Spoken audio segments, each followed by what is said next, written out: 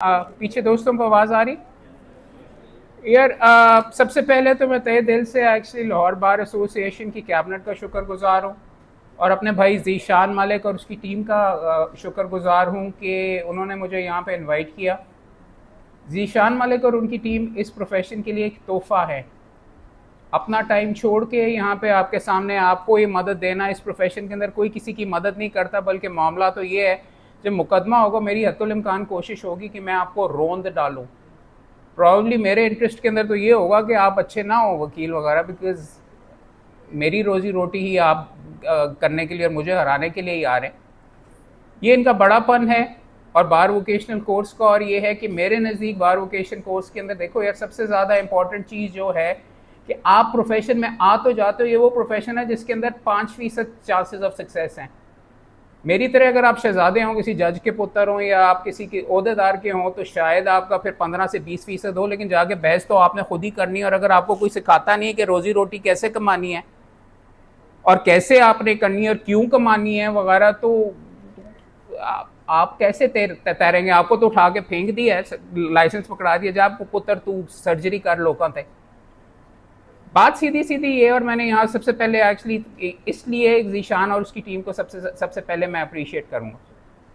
दूसरा, उसने कहा कि जी बीवीसी मेरे खाते के अंदर उसने डाल दिया, तो आप सब तो बड़े नाराज़ होंगे कि यहाँ पे सारों बैठ के मुझे पढ़ना पड़ रहा है और ये करना पड़ रहा है वगैरह, क्या करके क्या ज़रूरत है यहाँ पे आने की, बिकॉज सर्टिफिकेट तो ख़रीदे भी जा सकते हैं और घर जाके भी मिल सकते हैं। और आपका कोई दोस्त जो साथ वाला बैठा हुआ है वो आपकी अटेंडेंस लगा लेगा, मैं तो नहीं आपको जानता। एंड में जब हम सर्टिफिकेट दे रहे होंगे तो 400 को दे रहे होंगे, कमरे में शायद 200 बैठे हुए। मामला ये है इब्तिदा के अंदर इस प्रोफेशन के अंदर। और देखो यार, मैं लेक्चर देने के लिए यहाँ पे नहीं आया। अगर मेरे नज़दीक अगर आप पूछो तो एक लेवल के ऊपर दुनिया का सबसे यूजलेस टॉपिक है ये। सारे को पता है कि ईमानदार होना चाहिए। मेरा लेक्चर ज़्यादा से ज़्यादा यही हो सकता है कि जी ईमानदार हो बस, मगर पूरा लेक्चर देना, हम अपना जब बीवीसी वगैरह करते हैं उसके अंदर सबसे पहला लेक्चर ये होता है। एक लिहाज से ये दुनिया का सबसे इंपॉर्टेंट लेक्चर है। क्योंकि किस वजह से? क्योंकि इस लेक्चर के अंदर आपका जो एक सांस भी आप इस प्रोफेशन के अंदर लोगे, इसके रूल्स को अगर आप फॉलो करोगे तो बचत है। आपने इसके रूल्स को फॉलो करना है, तब आपको बेहतरी नजर आएगी। आपको हमें क्या जरूरत है, अदरवाइज तो मैं आपको कह सकता हूँ भाई ईमानदार हो, और आप कह सकते हैं कि अहमद कयूम क्या यहाँ पे आके टाटर कर रहा है बीच में कि ईमानदार हो ईमानदार हो। ये तो अमीर बाप का बीच में बच्चा है, तीसरी पुश्त का वकील है। मुझे भूख लगती है तो मुझे अगर मौका मिलता है तो मैं क्यों ना झपटूं पलटूं, खा जाऊं, ये कर लूं, 2 नंबरी करूं, क्या फायदा? कोई बंदा मुझे यहाँ पे बता सकता है कि ईमानदारी का फायदा क्या है, ईमानदार क्यों होना चाहिए जिंदगी में? भी माठे रहोगे, बीवी भी कहेगी कि पैसे कमा नहीं रहे वगैरह, करो, चोरी करो, उठा लो, बेवा की प्रॉपर्टी के ऊपर कब्जा कर लो, क्यों नहीं? बेवा ने तो मर जाना, तुम्हें क्या फर्क पड़ता है? कोई एक बंदा। और ये सवाल देखो, रियल लाइफ के अंदर हम यहाँ पे हैं और ये प्रोफेशन सबसे ज्यादा रियल बंदों का है। लेक्चर शेक्चर अपनी साइड के ऊपर। अगर मैं आपको ये कन्विंस नहीं कर सकता कि जी क्यों आपने अपने आपके सामने बंदा पैसे रख रहा है दूसरी पार्टी वाला, कि जी लम्हे पै जाओ, कोई फर्क नहीं पड़ता, मुकदमा हार जाए, ये डॉक्यूमेंट ना जमा करवाएं, आप अपना मुकदमा हार जाएंगे, ये ले आपको मैं करोड़ रुपए देता हूं, तो क्यों ना लो? प्लीज ये वाला जो सवाल चीज है, जिंदगी में ईमानदार होने का क्या फायदा है? ईमानदारी का मतलब तो है जो चीज मिल रही है मैंने नहीं लेनी। कोई बंदा मुझे बता सकता है कि ईमानदारी का क्या फायदा और इस प्रोफेशन के अंदर क्या जरूरत है? मैंने ये पूरी की पूरी बुजुर्गों ने पकड़ के ये कानून बना डाला, फॉलो करें ना करें, पढ़ें ना पढ़ें, कोई फायदा नहीं वगैरह। इसके अंदर क्या करने की जरूरत है कि वो कहते हैं कि जिसको फॉलो करो और तुमने चंपटी नहीं करना, डन नहीं करना, दूसरे से बीच में ये नहीं कहना कि जितांगे तो पैसे ये हुआ, अगर नहीं हुआ तो मैं पैसे चार्ज नहीं करूंगा। क्या जरूरत है? और होगा कि जी ये बड़े लॉर्ड्स का प्रोफेशन और ये है और वो है वगैरह, तो मैं क्या, कब्जे करो, जाओ बीच में जमीनों वगैरह के ऊपर पकड़ के, और अगर तुम्हारी रोजी रोटी बढ़ती है तो 100 बिस्मिल्लाह, तुम्हारा जो हमसाया वेला होता है तो होए। ये चीज आप सारों के अंदर से, अपने दिमाग के अंदर से इसका अगर जवाब नहीं आता, मेरे कहने के ऊपर कोई बंदा यहां पे ईमानदार नहीं होने लगा जिसने नहीं होना। जब आपके सामने पैसे होंगे, आप कहें अहमद की उसने लेक्चर दिया था उसको, वो तो आपको याद भी नहीं होगा। मगर बात यह है कि आपकी रीत, आपकी हड्डी ईमानदारी के साथ अगर इस प्रोफेशन के अंदर होगी तो मुझे इस चीज़ के अंदर बहुत खुशी है कि आप में बेशुमार ने लाल वाला पहना हुआ है, लेकिन चंद ने काली टाइयाँ भी पहनी हुई हैं। आप सारे कोई बंदा मुझे बता सकता है कि कौन सा पर्चा आपके ऊपर होगा अगर आपने लगाई हुई काली टाई की, आपके ऊपर काली टाई लाइसेंस से पहले लगाने का कौन सा पर्चा हो सकता है? कि इम्पर्सनेशन का, चीटिंग का तो नहीं बनता जी, इम्पर्सनेशन का बनता है। तो आपका हमसाया जिसने बीच में पकड़ के यहाँ पे आपकी सारों की तस्वीरें उतर रही होंगी, ये वो हो रहा होगा, आप जब सेक्रेटरी के इलेक्शन के अंदर लड़ रहे होंगे तो वो कोई बंदा आ जाएगा तस्वीर उठा के, वो इनू करना चाहते हुए वेखो इन्हें इधर काली टाई लगाई हुई है, बीबीसी के विच बैठा हुआ है। ये तो पहले है ही बंदा बेईमान, ये सारे का सारा इस तरीके से। फिर कह रहा हूँ बड़ा आसान तरीका है, घर बैठे हुए आप जाके आपको लाइसेंस भी मिल जाता है और बड़ी शौक से हम दे देते हैं, जाली डिग्रियों वालों को भी दे देते हैं, और कोई मसला नहीं। यहाँ पे आके अन्य वाह आपका बीच में आपका उनके साथ मुकाबला है, और अगर वो 2 नंबरी कर रहे हैं, जाली डिग्री खरीद के आया है, जज को पीछे जाके मिला हुआ, तो तुम्हें क्यों नहीं करनी चाहिए भाई? हार जाओगे तो उसके बाद तो कोई मुकदमा नहीं देगा। What is the point of, मैं बार बार बोल रहा हूँ, कोई मुझे बता सकता है ईमानदार होने का क्या फायदा है? ठीक, क्रेडिबिलिटी क्या मतलब? अगर शुरू में मुकदमे ही नहीं आ रहे और पहले में ही आप वेले हो गए तो ईमानदार होने का क्या फायदा है? एक हद तक होता है। सॉरी, ज़मीर होता है? अच्छा चलो, अच्छा एक ज़मीर अगर आपका होता है, ज़मीर का पूरा नाम क्या?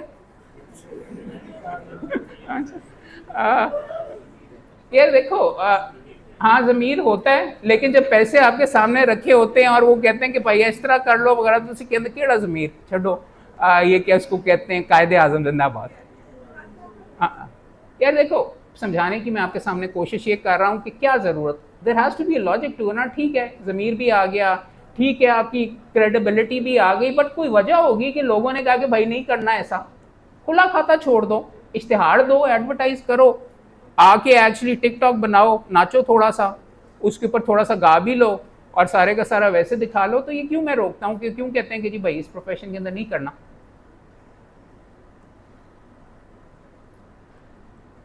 कोई होगी वजह जिसकी वजह से ये कर रहे हैं। मैंने इब्तिदा में थोड़ा सा इसका आपको हिंट दी है कि प्रोफेशनल एथिक्स की और ये जो सारी की सारी कहानी डाली हुई है, उसका मकसद वो इसलिए आपके ऊपर कदगन वगैरह लगाई गई है कि सारों का और इसमें आपका ज़ाती बहुत फ़ायदा है, आपका ज़ाती इसके अंदर बचत है। समझ लें एक बात, ये यहाँ पे किसी वजह से ये चीज़ें गई हैं, और आज लेक्चर नहीं होगा, आज बात होगी ताकि मैं आपको समझा सकूं कि ये क्यों लिखा हुआ है कि भाई पैसे मिल रहे नहीं लेने, इश्तिहार नहीं लगाने, ये नहीं करना, वो नहीं करना, वो नहीं करना, ये नहीं करना, इस तरीके से नहीं करना, नहीं करना, और आपने ये जज से जाके नहीं मिलना, डन नहीं करना। क्यों नहीं करना? समझने की सारी की सारी चीज़ के अंदर और सारी चीज़ में करने की बात ये है। पिछले मैं मेंबर बार काउंसिल रहा हूँ, 2 मेंबरान हमारे शहीद हुए हैं। एक अपने ज़ाती मुकदमे के मामले के अंदर किसी ने जाके उनको गोली मार दी, एक मेंबर को कोर्ट की प्रेमिसेस के ऊपर अपने क्लाइंट ने आके गोली मार दी, साबका क्लाइंट ने शहीद कर दिया, यूनिफॉर्म में थे। भाई एक चीज़ अपने जहन के अंदर बहुत क्लियर हो जाओ, ये बच्चों का प्रोफेशन नहीं है। अगर डरू हो, अगर तुम सही चीज़ के ऊपर खड़े नहीं हो सकते, जो ऑब्लिगेशंस हैं, तो जाओ कोई और प्रोफेशन कर लो। ये बहुत है, यहाँ पे लोग गोली मार देते हैं। बी वेरी क्लियर, मैं डराने के लिए यहाँ पे नहीं आपके सामने आया, ये एक एक्चुअल इबादत है, ये प्रोफेशन, ये चीज़ नहीं है कि जी मैं ये कि इसको कहते हैं पैसे कमाने के लिए इधर वकालत के अंदर बड़े आते हैं तो मैं करूँगा, ये करूँगा, या किसी से बदले लेने के लिए आप यहाँ पे आ रहे हैं। बिकॉज इसमें समझने की बात ये है, आप कोर्ट के अंदर डिस्प्यूट्स के लिए जाते हैं, एक क्लाइंट है, एक बंदा है जिसकी लड़ाई हो रही है अपने भाई के साथ, पहले ही उन्होंने बंदूकें निकाली हुई हैं, लावा खोल रहा है, या बाप का कत्ल हो गया है, आप डिफेंडेंट की तरफ से, उसने कहा इसलिए मेरे बाप को मारा, मैंने देखा है, आप वहां पे खड़े हो गए, रेप हो गया है, आप अपने क्लाइंट को डिफेंड करने के लिए वो बीबी के ऊपर चढ़ाई कर रहे हैं जिसके साथ जाती हुई है, उसका क्या रीच है? वो उसका जो भाई होगा आके आपको गोली नहीं मारेगा, ओए मेरे भाई के मेरी बहन के सामने तुमने ये क्यों किया है? अगर तुम्हारा बाप के तुम डिफेंडेंट की तरफ से हो रहे हो और तुम पार्टी बने हुए हो, समझने की ये जरूरत है कि ये जो प्रोफेशनल एथिक्स के रूल्स वगैरह मिले, इनके दो फायदे हैं। एक तो आपस में जाती बचत, आप में से कितनों ने लॉग आउट कर लिया हुआ है, कितने भी रहते हैं? बिकॉज इसका एक फायदा तो मैं ये भी बताने लगा था कि 3 सफ़े हैं, अगर पढ़ के रट लो तो 10 नंबर पूरे हो जाते हैं लॉग एड के 100 में से। एक फ़ायदा ये भी है कि अगर जिसने देना है अभी ये वाला लेक्चर, अगर गौर से पकड़ के ये चीज़ें सारे 1-2-3 सफ़े पढ़ लोगे तो 10 नंबर हो जाएंगे। बाकी मेरे कहने के ऊपर सारे के सारे किताबचा भी ना खोलना, B मार्क कर लेना, पास हो जाओगे। तुक्के मेरे ख्याल में 1/3 या 1/4 तो लग ही जाएंगे, राइट? समझाने की ये जरूरत है कि इसलिए 10 नंबर क्यों दिए हैं 3 सफ़ों को या 4 सफ़ों को, क्योंकि ये आपके लिए बहुत ज़रूरी है। इसमें इंटेग्रिटी ये वो किस तरीके से है क्या, मैंने आपको यही समझाने की कोशिश कर रहा था कि जाती बचत इसको फॉलो करने में है। उस्ताद तो ये भी कहते हैं कि अपने क्लाइंट की गाड़ी के अंदर मत जाओ कोर्ट में। तो यहां पे क्यों ये कह दिया गया कि आप हिस्सा नहीं लेंगे प्रॉपर्टी के अंदर? प्रॉपर्टी का डिस्प्यूट है, 2 भाइयों के बाद बाप मर गया है, आप कहते हैं कि यार तेरा जो रेजिडेंशियल घर है उसमें से आधा मेरा हो जाएगा या उसमें से आधे पैसे मुझे मिल जाएंगे। आप अपना मुकदमा जीत जाते हैं, आप आधे उस घर में जहां पे 2 भाइयों ने रहना था, एक भाई को निकाल के आप रहना शुरू कर देते हैं, आप किराए पे दे देते हैं। वो बंदा आपके साथ आगे क्या करेगा? जब आपने अपनी फीस की जगह प्रॉपर्टी का टुकड़ा ले लिया और आप बिल्कुल ईमानदारी के साथ आपने काम किया और आप जीत भी गए, आपने कोई 2 नंबरी नहीं की, वो तो आगे कहेगा कि मैं इसको खा जाऊंगा, मैं इसको घर के अंदर ही कमरे के अंदर तुम्हें आग लगा के मार दूंगा। लालच वगैरह और ये जो चीजें हैं ना, ये रूल्स जो बने हैं इसलिए बने हैं कि आप अपने आप को ऐसी पोजीशन में ना डालें जहां पे ऑलरेडी लावा खोल रहा है। वो मुकदमे में चले गए भाई, बंदा मर गया है, जमीन के ऊपर कब्जा हो गया है और पैसे दे के दोनों पार्टियों ने इतनी दुश्मनी हो गई है कि वो भाई आपस में बैठ के बात नहीं कर सकते थे, तो आपने आगे कर दिया। अब आप आगे आके उसकी तरफ से फटर फटर करके जज के सामने कर रहे हैं, अब उसके वकील को बोलने नहीं दे रहे, उन्होंने कहना सब तो पहले इसको गोली मारो। कसूर के अंदर, डिस्प्यूट के अंदर हर चौथे दिन कोई ना कोई बीच में वकील वहां पे शहीद हो रहा होता है। बच्चे लड़के, अब तो तरीका ये है कि खानदान के अंदर अगर कोई वकील है पहले उसको जाके मार दो। ऐसे भी आपको लड़के मिलेंगे बैरिस्टर जो अपने खानदान के अपने जाती मुकदमे में कंप्लेनेंट था, वो प्रोसिक्यूट कर रहा था, वो बैरिस्टर हो गया और इतने ज्यादा हो चुके हैं कि मुझे नाम भी मैं सुबह याद करने की कोशिश कर रहा था, यार क्या नाम था उस बैरिस्टर का, वो जो लड़का कर रहा था और उसको शहीद कर दिया गया। फिर कह रहा हूं ये बच्चों का प्रोफेशन नहीं है। अब आप सीरियस लाइफ के अंदर आ गए ना, वो जो कि मुस्कुराते हुए हा हा वो ये करते हुए इस तरीके से पूरी जान वगैरह अपना 5-10 का जत्था लेके गए और किसी के बीच में बेल नहीं होने दी या ये नहीं होने दिया या वो कर दिया या इस तरीके से कर लिया, तो तुम्हारे ख्याल में वो जो आम बंदा है वो चुप करके बैठा रहेगा? वो तो आप 2 नंबरी ना भी करें तो आप बड़ी अच्छी बहस कर दें तो वो आके, फॉर एग्जाम्पल ये सुप्रीम कोर्ट के अंदर ये जो हमारे मेंबर बार काउंसिल थे उनके अंदर वो मेरे ख्याल में हुआ ये कि उसके फाइल ले जाके किसी और के पास चले गए। उसने, हमारी भी वकीलों की आदत होती है, उसने प्रॉब्ली कहा होगा कि यार तेरे वकील ने है नहीं किया, तेरे वकील ने है नहीं किया, उन्हें तो तेरा मुकदमा खराब। उसने कहा हाँ यार लगता है दूसरी साइड के साथ मिल गया ठा कोर्ट प्रेमिसेस के अंदर। इसलिए कहते हैं कि आपकी वकीलों की आपस में भी जो इंटरैक्शन है वो रेगुलेट करेंगे, बिकॉज आप आपस में रोजी रोटी के मामला हैं, बाहर में बैठ के आपके साथ, इसलिए आपका बीच में भाईचारा और इन चीज़ों की हम बात वगैरह करते हैं कि दुश्मनियां पालने के लिए नहीं हो। यानी मैं अहमद की ने मैनू हराया सी तो ये करके बाहर में आके हम इसलिए चाय पीते हैं, बाहर निकल के हाथ में लाते हैं, यार अच्छा तूने आर्ग्यू किया, हार जाओ बेशक। You can not in your life have 10 मुकदमे हैं तो 10 दुश्मनियां तो नहीं पालने शुरू कर दोगे ना यार कि मैंने सारा जीतना। टॉम क्रूज की फिल्म देखी है नहीं, अ फ्यू गुड मैन? वो कहते हैं कि वो एक ऐसा वकील भी उसके अंदर वो होता है जो कभी जिंदगी में नहीं हारा। कभी कोई ऐसा वकील हो सकता है कि अब जो जिंदगी में ना हारे हैं? वो तो कोर्ट वगैरह नहीं, तो वो हावी स्पेक्टर कोई बड़ा अच्छा बीच में अपस्टैंडिंग वकील है, और पैसे और नेगोशिएशन और ये सारे का सारा है। पाकिस्तान के अंदर तो उसका लाइसेंस कैंसिल हो जाएगा 5 मिनट में, और उसने जो अपना वो जूनियर रखा हुआ तो होते वैसे ही जाली डिग्री वाला है राइट, सूट्स के अंदर नहीं।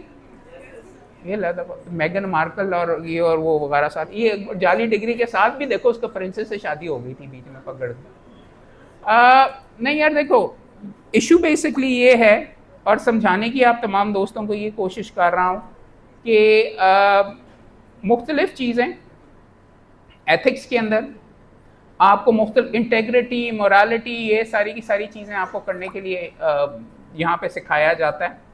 क्योंकि मेरा दीन ईमान कम अज़ कम ये है कि आप अगर ईमानदार वकील हैं तो आप जन्नती हैं, मगर हराम करने वाले भी यहाँ पे वकील आपको बहुत अपॉर्चुनिटी आपको मिलते हैं, जहन्नुमी हैं।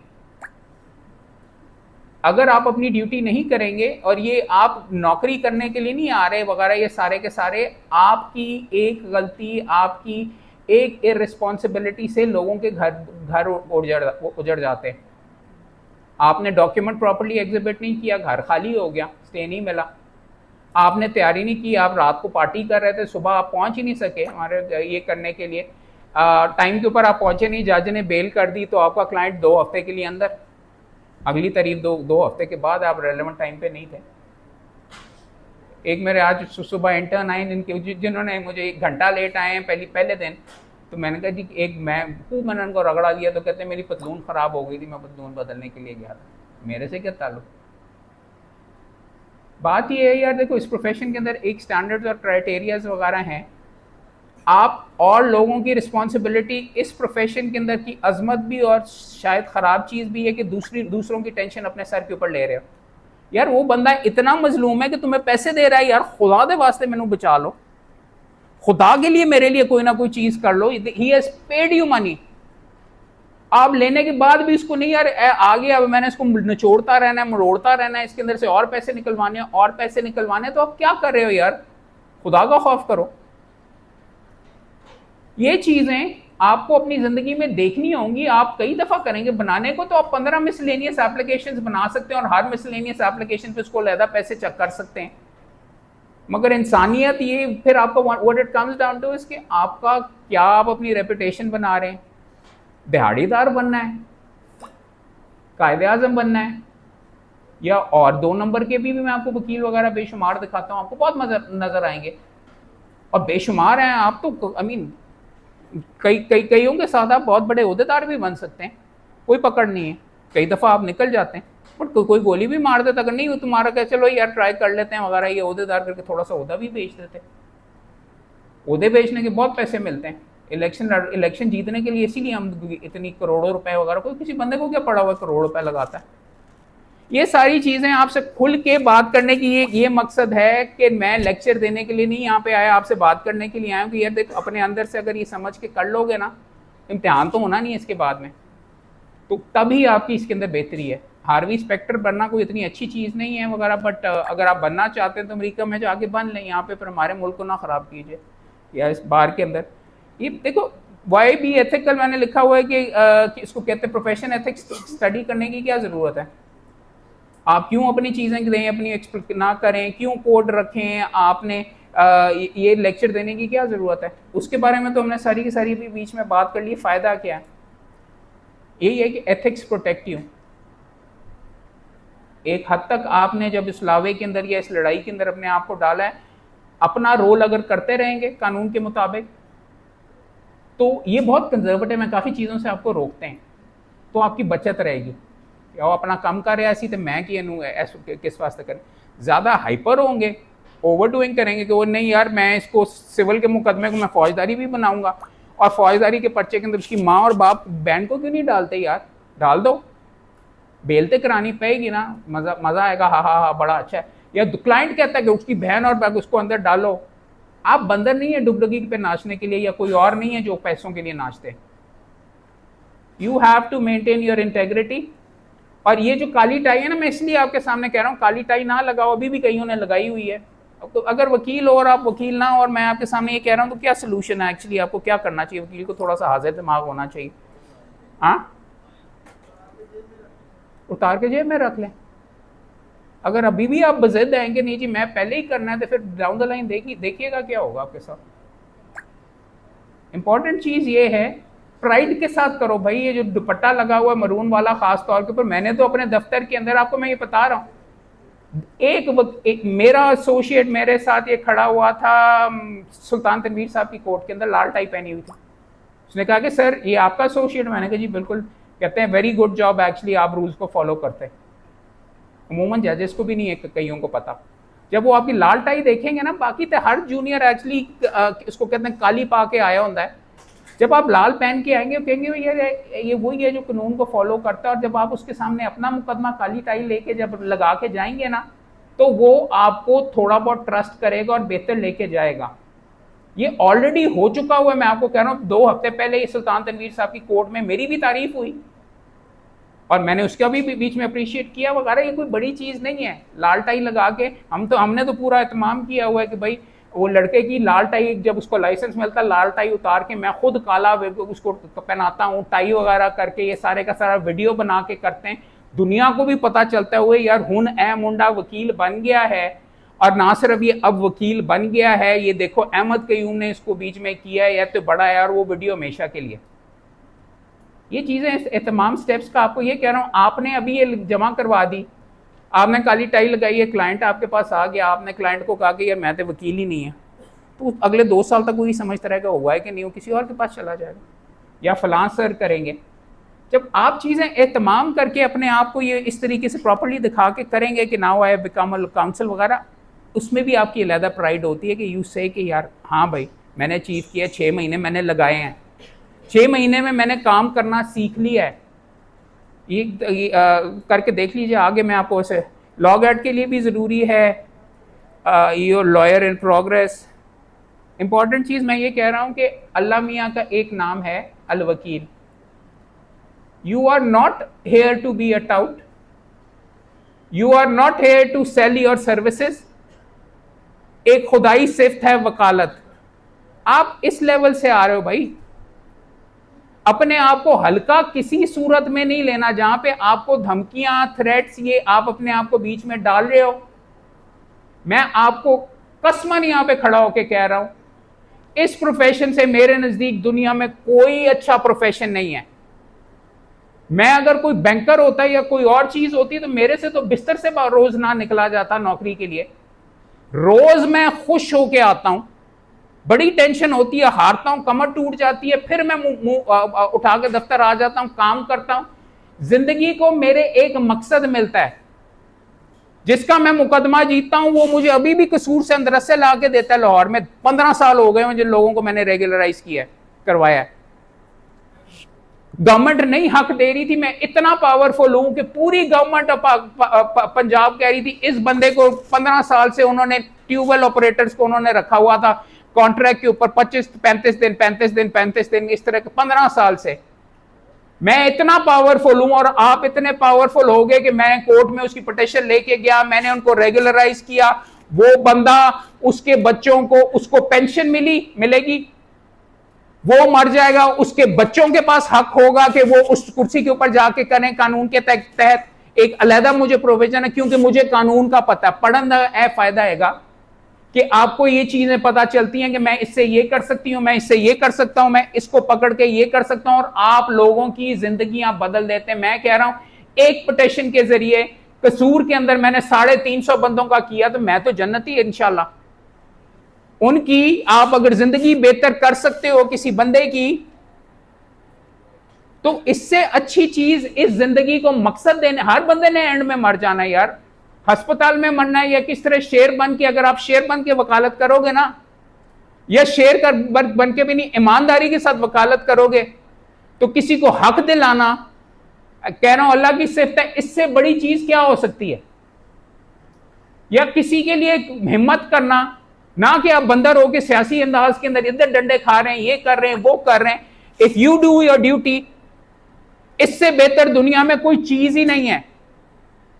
उसको तकलीफ हो रही है बंदे को, मुझे क्या पड़ी हुई, सुबह 9 बजे वो इंतजार करे कोर्ट के अंदर, जब लगा हुआ मैं आता हूं कि उसको मैंने सेटिस्फाई करना है। उसकी टांगें कांप रही हैं, बंदा सारी रात नहीं सोया, सुबह मुकदमा लगा हुआ है। You can be very heartless कि जी ठीक है यार फीस मिल गई है, ये एवं पीछे पैर रहता है वगैरह, ये सारे का सारा, उसका फ़ोन बंद भी कर सकते हैं। बट फिर समझा रहा हूँ कि इंसानों के लिए ये प्रोफेशन, और बहुत बड़े इंसानों का, और मेरे नज़दीक सबसे बड़ा इंसान जो इस प्रोफेशन के अंदर था, एक चीज़ और बता दूँ, कॉन्स्टिट्यूशन को अगर आप देखें, इस प्रोफेशन की अजमत ये है कि ये और मेडिकल प्रोफेशंस को नोबल प्रोफेशंस कहा जाता है। ये वो वाहिद दो प्रोफेशंस हैं जो कि फेडरल लेवल के ऊपर रेगुलेट होते हैं। कॉन्स्टिट्यूशन के अंदर लिखा हुआ है आपको आम प्रोफेशन से ऊपर रखा गया है, बाकियों के रेगुलेटर्स प्रोविंशियल लोकल लेवल के ऊपर हैं, छोटे छोटे मोटे वगैरह, आपकी अजमत ना सिर्फ आइन के अंदर किया जाता है। ये कौन है बंदे यार, सारे बड़े सेलिब्रेटेड, आप ये बन सकते हैं। ये लेफ्ट के ऊपर कौन है बाबा जी? हाँ, कायदे आजम तो नहीं इसका नाम यार, ये क्या कह रहे? मोहम्मद अली जिन्ना के बारे में पता था कि वो यतीम था? मोहम्मद अली जिन्ना के बारे में आपको ये पता है कि उसकी माँ कम उम्र में मर गई थी? मोहम्मद अली जिन्ना के बारे में ये आपको पता है कि बाप ने बाहर पढ़ने के लिए शादी पहले ही कर दी थी जबरदस्ती, बाहर पढ़ने के लिए गया, बीवी पीछे से मेरे ख्याल में फौत हो गई थी, वापस आया तो बाप का बिजनेस ठप, और माइनॉरिटी कम्युनिटी से था जिनके हकूक ही नहीं थे, गोरा इंडिया हिंदू ऊपर हावी हुए थे, आया अपना शहर छोड़ के जाना पड़ा। अभी आप में से भी काफी लाहौर से बाहर से होंगे, अपना शहर छोड़ के बॉम्बे में गया, वहां पे मैजिस्ट्रेट बना, वहां पे जाके उसने क्या बीच में किया, वहां पे सियासत के अंदर तो आया, एम्बेसडर कांग्रेस ज्वाइन की, ambassador of Hindu Muslim unity बना, गांधी आया वेला करा दिया, नाराज होके बीच में जाके वकालत शुरू कर दी, और वकालत पे वो अरूज हुआ कि इंग्लैंड के अंदर भी जाके वकालत करे, इतनी अरूज था कि अल्लामा इकबाल ने उनको आके कहा जी आओ यार हम मुसलमानों का हकूक के लिए लड़ाई करो और ये करो, और वो यहाँ पे आया, और यहाँ पे आके वो यतीम था भाई, तुम्हारे से तो ज्यादा क्या गुजरा, तुम्हारे से बहुत ज्यादा क्या गुजरा था। हर बंदे की यहाँ पे जो बंदा बैठा हुआ कोई ना कोई तकलीफ होगी, बाप बीमार होगा, कुछ चाचे ने जमीन पे कब्जा कर लिया होगा, ये मसला है, भाई से नहीं बनती, घर रहने की जगह नहीं है, मगर तो मैं बता रहा हूं कि जिना से वो यतीम था, बाप का बिजनेस ठप हो गया, तुम्हारी हालत उससे तो बेहतर ही है ना। अगर वो बंदा इस प्रोफेशन को इस्तेमाल करके ईमानदारी से, इंटेग्रिटी के लिए उसको कहा जाता है, और उसके मरने के बाद भी आप उसको कायदे आजम कह रहे हैं, जिना नहीं आप उसको कह रहे, आपने उसको उठा के यहां पे लगा लिया, हर जगह पे आपने उसकी तस्वीर लगाई होती है। तो ये प्रोफेशन, उसमें क्या सोने की चीज थी? सियासतदान भी सीधा बन सकता था कोशिश करने के लिए, मगर देखो इस प्रोफेशन को, अपना जो चीज है उसने इस प्रोफेशन में की, नेक नामी कमाई, उसको इस्तेमाल करके उसने आगे जैसे लेके गया तो छा गया। तो तुम क्यों नहीं बन सकते? तुम उससे ज्यादा तो गए गुजरे नहीं हो ना इब्तिदा में। और ये नीचे बीबी कौन है यार इस साइड के ऊपर? ठीक है, मैंने तस्वीर लगाई हुई यहाँ पे, मरने के बाद भी बीच में अभी तक उसकी तस्वीरें मैं लेक्चर के अंदर कर रहा हूं। मेरी लीडर थी, मेरे से ज्यादा बहादुर थी, मुझे डर लगता था कि यार उनको कोई गोली मारने आएगा तो मुझे भी साथ को कोई ना मार दे, मैं दूर ही रहो मैडम से। आधी दुनिया उनको कहती थी कि जी इंडिया के ही एजेंट हैं, कोई उनको, आधी दुनिया उनको कहती थी इसराइल की एजेंट है, और बाकी पीछे कोई बचता नहीं था। लेकिन वो बीबी, इन बीबी का क्या अचीवमेंट है? कोई बता सकता है इनका क्या केस था? साइमा वाला केस कोई बता सकता क्या? साइमा यूसुफ का मेरे ख्याल में इन्होंने मुकदमा किया, वालिद साहब उसमें एक जज थे, रमदे साहब भी थे, जिसमें यह डिक्लेयर किया गया कि आप मैडम सारी की सारी अपनी वली की मर्जी के बगैर शादी कर सकती हैं। पहले आप जाके जो मर्जी आप करना चाहती थी, जितनी मर्जी उम्र हो जाए वगैरह, उससे पूछे बगैर आप शादी नहीं कर सकती थी। तो आप बेनज़ीर भुट्टो भी हो सकती थी, और आप प्राइम मिनिस्टर तो आप बन सकती थी, लेकिन अपने जिनसे चाचा से आपकी नहीं बनती थी, पता नहीं क्या नाम है उनका, भुट्टो साहब का, तो उनकी मर्जी के बगैर आप शादी नहीं कर सकती थी। बीबी ने एक ये किया। बीबी की अजमत ये थी कि वो गरीबों के लिए खड़ी होती थी। मैं कह रहा हूँ कि वो हर जो चीज़ वगैरह नहीं थी उसके लिए खड़ी हो जाती थी बीच में, जिसके लिए मुझे भी डर लगता था यार क्या यार, मैं भी मतलब ही था कि यार इसमें पैसे नहीं मिलते। इंटरनेशनल ब्रांड, इंटरनेशनल नाम, अभी भी आसमा जहांगीर उनका मेमोरियल लेक्चर्स होते हैं और उनके लिए लोग हाई सुप्रीम कोर्ट का चीफ जस्टिस आता है वहाँ पे बोलना, उसके लिए ऑनर है। हमारे हर बंदे ने जाना है। और ये बाकी बीच में कौन है यार ये सारे, ये इसके साथ कौन लगा हुआ है, कायदे आज़म के साथ कौन है? अपने मुल्क के अंदर उसको पूजा जाता है, वकालत से उसने इब्तिदा की, उसके साथ कौन है? अब्राहम लिंकन कौन है? अमेरिका का प्रेसिडेंट था और ग्रेटेस्ट प्रेसिडेंट कंसिडर किया जाता है क्योंकि उसने अपने मुल्क को टूटने से बचाया। सिविल वॉर हो रही थी, उसने बचाया। 1971 में काश कोई वकील होता, कॉन्स्टिट्यूशनलिज्म और एक राइट्स के अंदर अगर वो बिलीव करता तो शायद। इशू बेसिकली यार देखो तमाम, इसका क्या, अब्राहम लिंकन जब बाद में बना, एंड में जाके अपने मुल्क को तो बचा लिया, सिविल वॉर में किसी ने सर के अंदर पीछे से आके गोली मार के मार दिया, प्रेसिडेंट था उस वक्त। खतरा तो होता है, बट वंस अगेन मरना हर बंदे ने लिखा हुआ है। अपनी जिंदगी को मकसद देना तुम्हारे हाथ के अंदर है। Are you going to be a lion? Will you be remembered forever? कि बाकियों की तरह मर जाओगे? वहां पर कब्रिस्तान भरे हुए हैं, बच्चे भी नहीं जाते हैं, ईद पे कभी कभार चले जाते हैं, सारे भूल जाते हैं। आपके सामने मैं फिर ये बता रहा हूं, मैं ये नहीं कह रहा कि आपको बहुत बड़ा बनना पड़ता। वालिद साहब मेरे जो हैं, अभी भी मुझे लोग रास्ते के अंदर रोक के उनकी तारीफ करते हैं कि यार बड़े जबरदस्त वकील थे तुम्हारे। अब मैं तो चिढ़ जाता हूं कि यार मेरी दुखती रग के ऊपर हाथ वगैरह आप रख रहे हैं। बट बात यह है कि वकालत की वजह से जजी से ज्यादा जज भी रहे, अटॉर्नी जनरल भी रहे, ये भी रहे, उससे ज्यादा उनकी जजमेंट्स जो हैं वो सारी की सारी साइड की जाती हैं, हमेशा के लिए रहेंगी। राइट? आप एक बरादरी को ज्वाइन कर रहे हो जहां पे आपकी कंट्रीब्यूशन कंटिन्यू, जरूरी नहीं है जज आप बने, बतौर वकील भी हमेशा के लिए रहेगी। अपने आप को अमर अगर करना है तो ये अप्रिशिएट करो वो इस चीज के लिए। मैं देखिए, आपने लॉ गार्ड पास कर लिया हो, मैं रूल्स के ऊपर इतनी ज्यादा डिटेल में नहीं जा रहा, जनरली मैं बात कर रहा हूं, बट समझाने की कोशिश ये कर रहा हूं कि अपने आप को कभी हल्का ना लो। ये साथ उसके, ये कौन सा काला जो आखिरी लगा हुआ है? हाँ क्या? नेल्सन मंडेला, कोई बता सकता केड़ा है? इसको बाप कहा जाता है साउथ अफ्रीका का। गोरे छाए हुए थे, 26 साल जेल के अंदर रहा।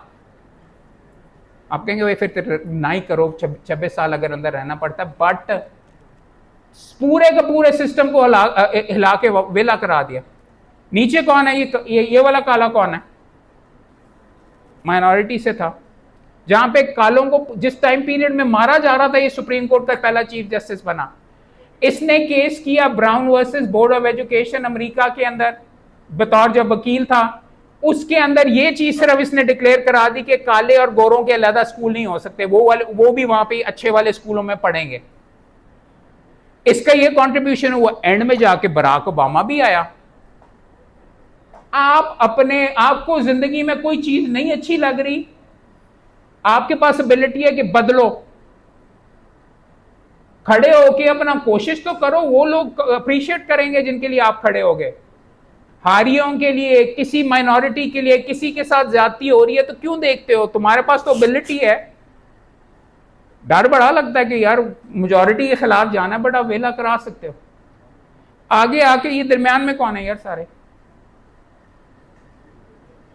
हाँ, इतने ज्यादा वकीलों की मैंने क्यों तस्वीरें लगाई हुई? हाँ, ये सारे के सारे शोहदाए कोयटा हैं। कोयटा के अंदर ये सारे के सारे एक बॉम्ब ब्लास्ट के अंदर शहीद हुए थे। कोई बंदा बता सकता है कि ये कहां पे बॉम्ब ब्लास्ट हुआ था? हाँ, सॉरी क्या? सिविल अस्पताल के अंदर वकीलों का क्या काम है? वहां पे क्या करने गए थे? हाँ, सॉरी,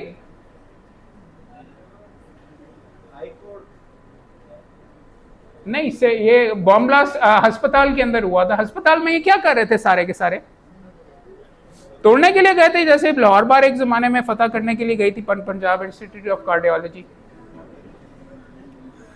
आप यहाँ पे फाते PIC हैं यहाँ पे सारे के सारे, पता है आपको? डॉक्टरों को आपसे डरना चाहिए। बताएं ये क्या इन्होंने क्या करने गए थे वहां पे? एक वो वकील लीडर को शहीद कर दिया गया था, उसकी ताज़ियत करने के लिए सारे वहां पे गए थे, और वहां पे टेररिस्ट ने जाके वहां पे इनके दरमियान में बॉम्ब ब्लास्ट कर दिया था, और एक पूरी की पूरी फौज जो वकीलों की थी वो शहीद हो गई थी। शहीद के बारे में अल्लाह ताला ने क्या कहा? जन्नती हैं। इनको क्या पड़ी हुई थी यार, मुंह उठा के वहां पे सारे के सारे चले गए, उसके खानदान को छोड़ दिया होता यार, खानदान जाके बीच में देख लेता, मर गया बाप उसका तो बच्चे का जाके वहां पे, इनको क्या जाने की तकलीफ थी? क्यों गए? क्यों गए? वो ताजियत घर पे भी हो सकती थी, अस्पताल की क्या तकलीफ है उनको? क्यों गए? इन्होंने क्या वो शहीद हो चुका हुआ था उसको जिंदा कर देना था? समझें ये बात कि आप एक बरादरी हैं, आपके खानदान के जनाजे आपके भाई आपके कोलीग्स उठाएंगे। यहां पे हम आपको कहते हैं ना कि सारी ये बरादरी, वकुला बरादरी, वो आपके लिए कब्जे करवाने और ये वो लड़ाई मार कुटाई करने के लिए नहीं है। This is a brotherhood, you live by a code. आप शेर हैं, आपके होगा, आप बिल्कुल माठे हैं, आप सदर आता है आपसे ताजियत करने के लिए यार, आपके घर में आपके वालिद साहब फौत हो गए, आप अम्मी को दिखाते हैं कि ये हमारे सदर, अम्मी कहती हैं वो। मैं जब ओहदेदार था तो मेरी हद्दुल इम्कान कोशिश थी, मैं बस रेगुलरली जितना माठा है उतने के पास जरूरी जाना है, क्योंकि वहां पे फर्क पड़ता है। आप जाके जब दिखाते हैं ना, बरादरी का मकसद ये है कि वो कहते हैं वो जिसको इतनी तकलीफ है, उसके घर का बड़ा मर गया है, कहते हैं अच्छा मैडम रुखसाना तबस्सुम थी, उनके मजाल है कोई वहां पे बीच में बट मौजूद थे। उन्होंने कहा आप मेंबर साहब आप यहाँ पे बीच में आए हुए हैं? मैंने कहा जी हाँ, हमारी बहुत ये थी, और दो तारीफ के की है। तो उनके जो भाई वगैरह थे वो कहते हैं यार हमारी बहन तो सुरखुरी यार इंपॉर्टेंट थी यार। अंडरस्टैंड दिस कि बरादरी और एक दूसरे को सपोर्ट करने के लिए आप यहाँ पे मौजूद हैं। ये चीज गलत नहीं है कि हम जब हमारे किसी वकील के साथ ज्यादती होती है तो इसी जगह से स्टैंड लिया जाता है। गलत चीजों पे भी हम ले जाते हैं और मिस यूज भी होता है, मगर हाँ अगर मैं उससे अग्री नहीं भी करता, किसी की क्या जरूरत है वकील के ऊपर 780 करे, जब जजमेंट्स कहती हैं कि वकील के ऊपर टेररिस्ट नहीं हो सकता। वकील जाके खुदा ना खास्ता अगर किसी सिविल जज को गोली भी मार दे तो मर्डर का मुकदमा होगा, लेकिन यहाँ पे बीच में किया जाता है वो जी ग्लास तोड़ देता इनका। और यहाँ से इस प्लेटफॉर्म से हम खड़े होते हैं क्योंकि हम हमारी यूनिटी बहुत जरूरी है। धड़ेबंदी पार्टीबाजी के अंदर हमने इसको रोल दिया है। इंपॉर्टेंट चीज for you to understand is कि ये वाले बंदे जो शहीद हैं ये भी अमर हैं। इनका मैं लाहौर में बैठ के मैं नहीं जानता था इनमें से मां सिवाय एक या दो को, मैं इनको सलाम करता हूं, इनको सलूट करता हूं। सो अंडरस्टैंड दिस कि जिस चीज के अंदर आप आ रहे हैं, बुखला बरादरी ये होती है। और बरादरी का यही है कि आप एक दूसरे का पेन लेते हैं आपस में करके, सिर्फ दोस्तियां एक हद तक होती हैं, बट ये अब आप जिस चीज का हिस्सा बन रहे हैं वो बहुत ज्यादा ब्रॉड है। एवी है कि फिर ये कौन है जो पेंसिल खा रहा है? हाँ क्या इसका नाम है? Richard Nixon. ये अमेरिका का प्रेसिडेंट था। 2 नंबरी करने की बारी आए तो फिर वो वकील भी एक्चुअली चैंपियन है, बिकॉज रिचर्ड निक्सन को रिजाइन करना पड़ा था सदारत से। ये उसके साथ कौन है यार? ये वाला जो कुगुजिया बैठा हुआ ये, हाँ ये अमेरिका के प्रेसिडेंट डोनाल्ड ट्रंप का एक्चुअली वकील था। डोनाल्ड ट्रंप के लिए इतनी छलांगे उसने मारी कि खुद जेल चला गया और अभी वहां से फारिग होके आया। फिर कह रहा हूं ना, ये वाला जो सारे का सारा अब उसके खिलाफ भी बोलता है। समझे कि फिर आप बड़े मुश्किल प्रोफेशन के अंदर आ रहे हैं। ये नीचे लिखा हुआ शेक्सपियर ने ये क्यों कहा कि द फर्स्ट थिंग, जब इनकलाब आएगा, the first thing we do is kill the lawyers. William Shakespeare, जिसको अंग्रेजी का सबसे जबरदस्त कहा जाता है कि लिखारी है, तारीख का कहा जाता है, उसने ये लिखा हुआ है कि जो इनकलाब आएगा सब तो पहले मैं ते जाके एक्चुअली वकीलों को कत्ल करांगा। क्यों? मैं फिर बता रहा हूं ना कि 2 नंबरी करने के ऊपर जब आप आते हैं, झूठ को सच करने की आपके पास एबिलिटी है, जाली कागज आप बना सकते हैं, कोई मसला ही नहीं। पुरानी तारीखों के अंदर भी आपको पता है कि कहाँ से स्टैम्प पेपर मिल जाएगा, केड़े से मिल के आप पुरानी तारीख के अंदर कब्जे वगैरह करा देंगे। अपने क्लाइंट को कहेंगे एंज नहीं है, एंज अगर कर दो तो ए कागज़ वगैरह ये होगा, उसके इतने पैसे लगेंगे, और मैं यहाँ पे वो स्टैम्प वाला इतना है, और जज साहब इतने पैसे मांग रहे हैं, और ये इतना मांग रहा है, एलमत वास्ते इतना, तो मेरी थोड़ी चाय पानी वगैरह भी कर लें, तो फिर आपका ठीक है, फिर वाजिबुल कत्ल नहीं है। नहीं, उसने शेक्सपियर के मुताबिक, मैं तो नहीं कह रहा, मैं तो आपका लाइसेंस ही कैंसिल करूंगा, और फिर आप तड़पते फिरेंगे कि ये करके। चकवाल के अंदर बीच में जो बार एसोसिएशन के जॉइंट सेक्रेटरी ने मेरी ज़ाती ज़मीन के ऊपर कब्जा करवाया, वहाँ पे जाके लाइसेंस सस्पेंडेड है आज तक। 2 नंबरी आप करेंगे, आप जितने मर्जी ओहदे कर ले, किसी ना किसी ने बड़े ने आके आपको उससे कहीं ना कहीं पकड़ आपके आ जानी, और फिर आप कहते हैं कि जी ये क्या है यार, ये लाहौर बार के मेम्बरान है, ये चेक किया, ये वाले जो साहब हैं इस तरह सलूट कर रहे हैं, क्योंकि हाथ में क्या है, हैं मोबाइल फोन है, कलम है, कलम यूं करके ऊपर कर रहा है, क्या आसमान देते लिखने की कोशिश कर रहे हैं, गन है ना यार। इस बार के अभी भी मेरे ख्याल में शायद मेंबर हैं, इसलिए मुझे डर के उनके बारे में बात करनी चाहिए। ये सब वो हैं जो वहाँ पे PIC के ऊपर जब हम फतह करने के लिए गए थे, तो ये असलहा साथ लेके गए थे, ढिश्यों गोलियां वगैरह चला रहे थे वहाँ पे, इन्होंने चलाई, वीडियो भी आ गई सारी की सारी, और ये करने के बाद इनके खिलाफ कोई कार्रवाई नहीं हुई। इन्होंने यहाँ पे सेशन कोर्ट के अंदर एक टॉर्चर सेल बनाया हुआ था, वहाँ पे दो बंदों को एक बंदे को इन्होंने पकड़ के उठा के लाए, मर्डर किया। वीडियो भी उसकी रिलीज़ हुई, जिसके अंदर वीडियो के अंदर वो हाथ जोड़ जोड़ के कह रहा था कि यार मुझे माफ़ कर दो, मुझे माफ़ कर दो, और ये उसको टॉर्चर कर रहे थे। CIA वालों ने इनको पकड़ा, इन्होंने लाश रावी के दूसरी साइड के ऊपर कर दी, इनके मोबाइल के अंदर से वीडियो भी रिकवर हुई। वीडियो रिकवर होने के बाद उनके साथ इन्होंने मुकदमे के अंदर रफा दफा कर लिया फैमिली के साथ, और फिर वकालत कर रहे हैं। और एडिशनल सेशन जज साहब मुझे बुला के कहते हैं कि वापस आ गए तो की करते हो। अब बात तो सीधी सीधी ये है, मैं फिर कह रहा हूँ, करने के लिए तो आप बहुत कुछ कर सकते हैं, और मैं अपना मुंह भी बंद रख सकता हूँ कि यहाँ पे करने के लिए मगर मैं यहाँ पे ये क्या है यार, ये क्या, ये सामने की आग किस चीज़ की लगी हुई है, खुद ही लग गई गाड़ी को। और ये जो ऊपर ये वकील साहब यूनिफॉर्म के अंदर क्या कर रहे हैं, इस तरह करके हैं, कौन सा डांस कर रहे हैं, कौन सा स्टेप पे, कथक कर रहे हैं, क्या कर रहे हैं, इस तरह करके ना ठक ठक ठक हैं। और नीचे वाला भी उसको कह रहा है कि यार,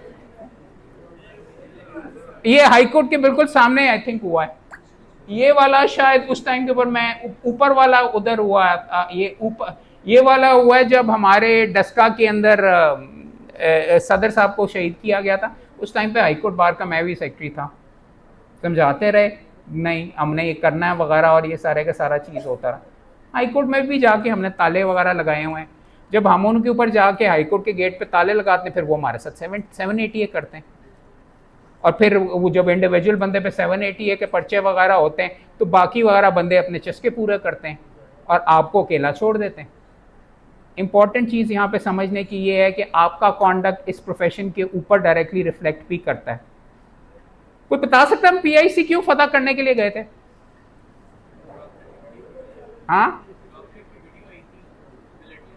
डॉक्टर की कोई वीडियो नहीं आई थी। वहां पे एक चपरासी स्टाफ के अंदर एक बंदा था, वो वकील साहब एक अपनी फैमिली के अंदर लाइन के अंदर थे, तो उसके वहां पे तू मैं वगैरह हुई। उसके बाद इसी जगह के ऊपर यहाँ पे आके सदर को चूड़ियां दिखाई गई कि जी हम PIC को जाके आज सबक सिखाएंगे। उन्हें कह रहे सबक नहीं, हम एहतजाज करेंगे।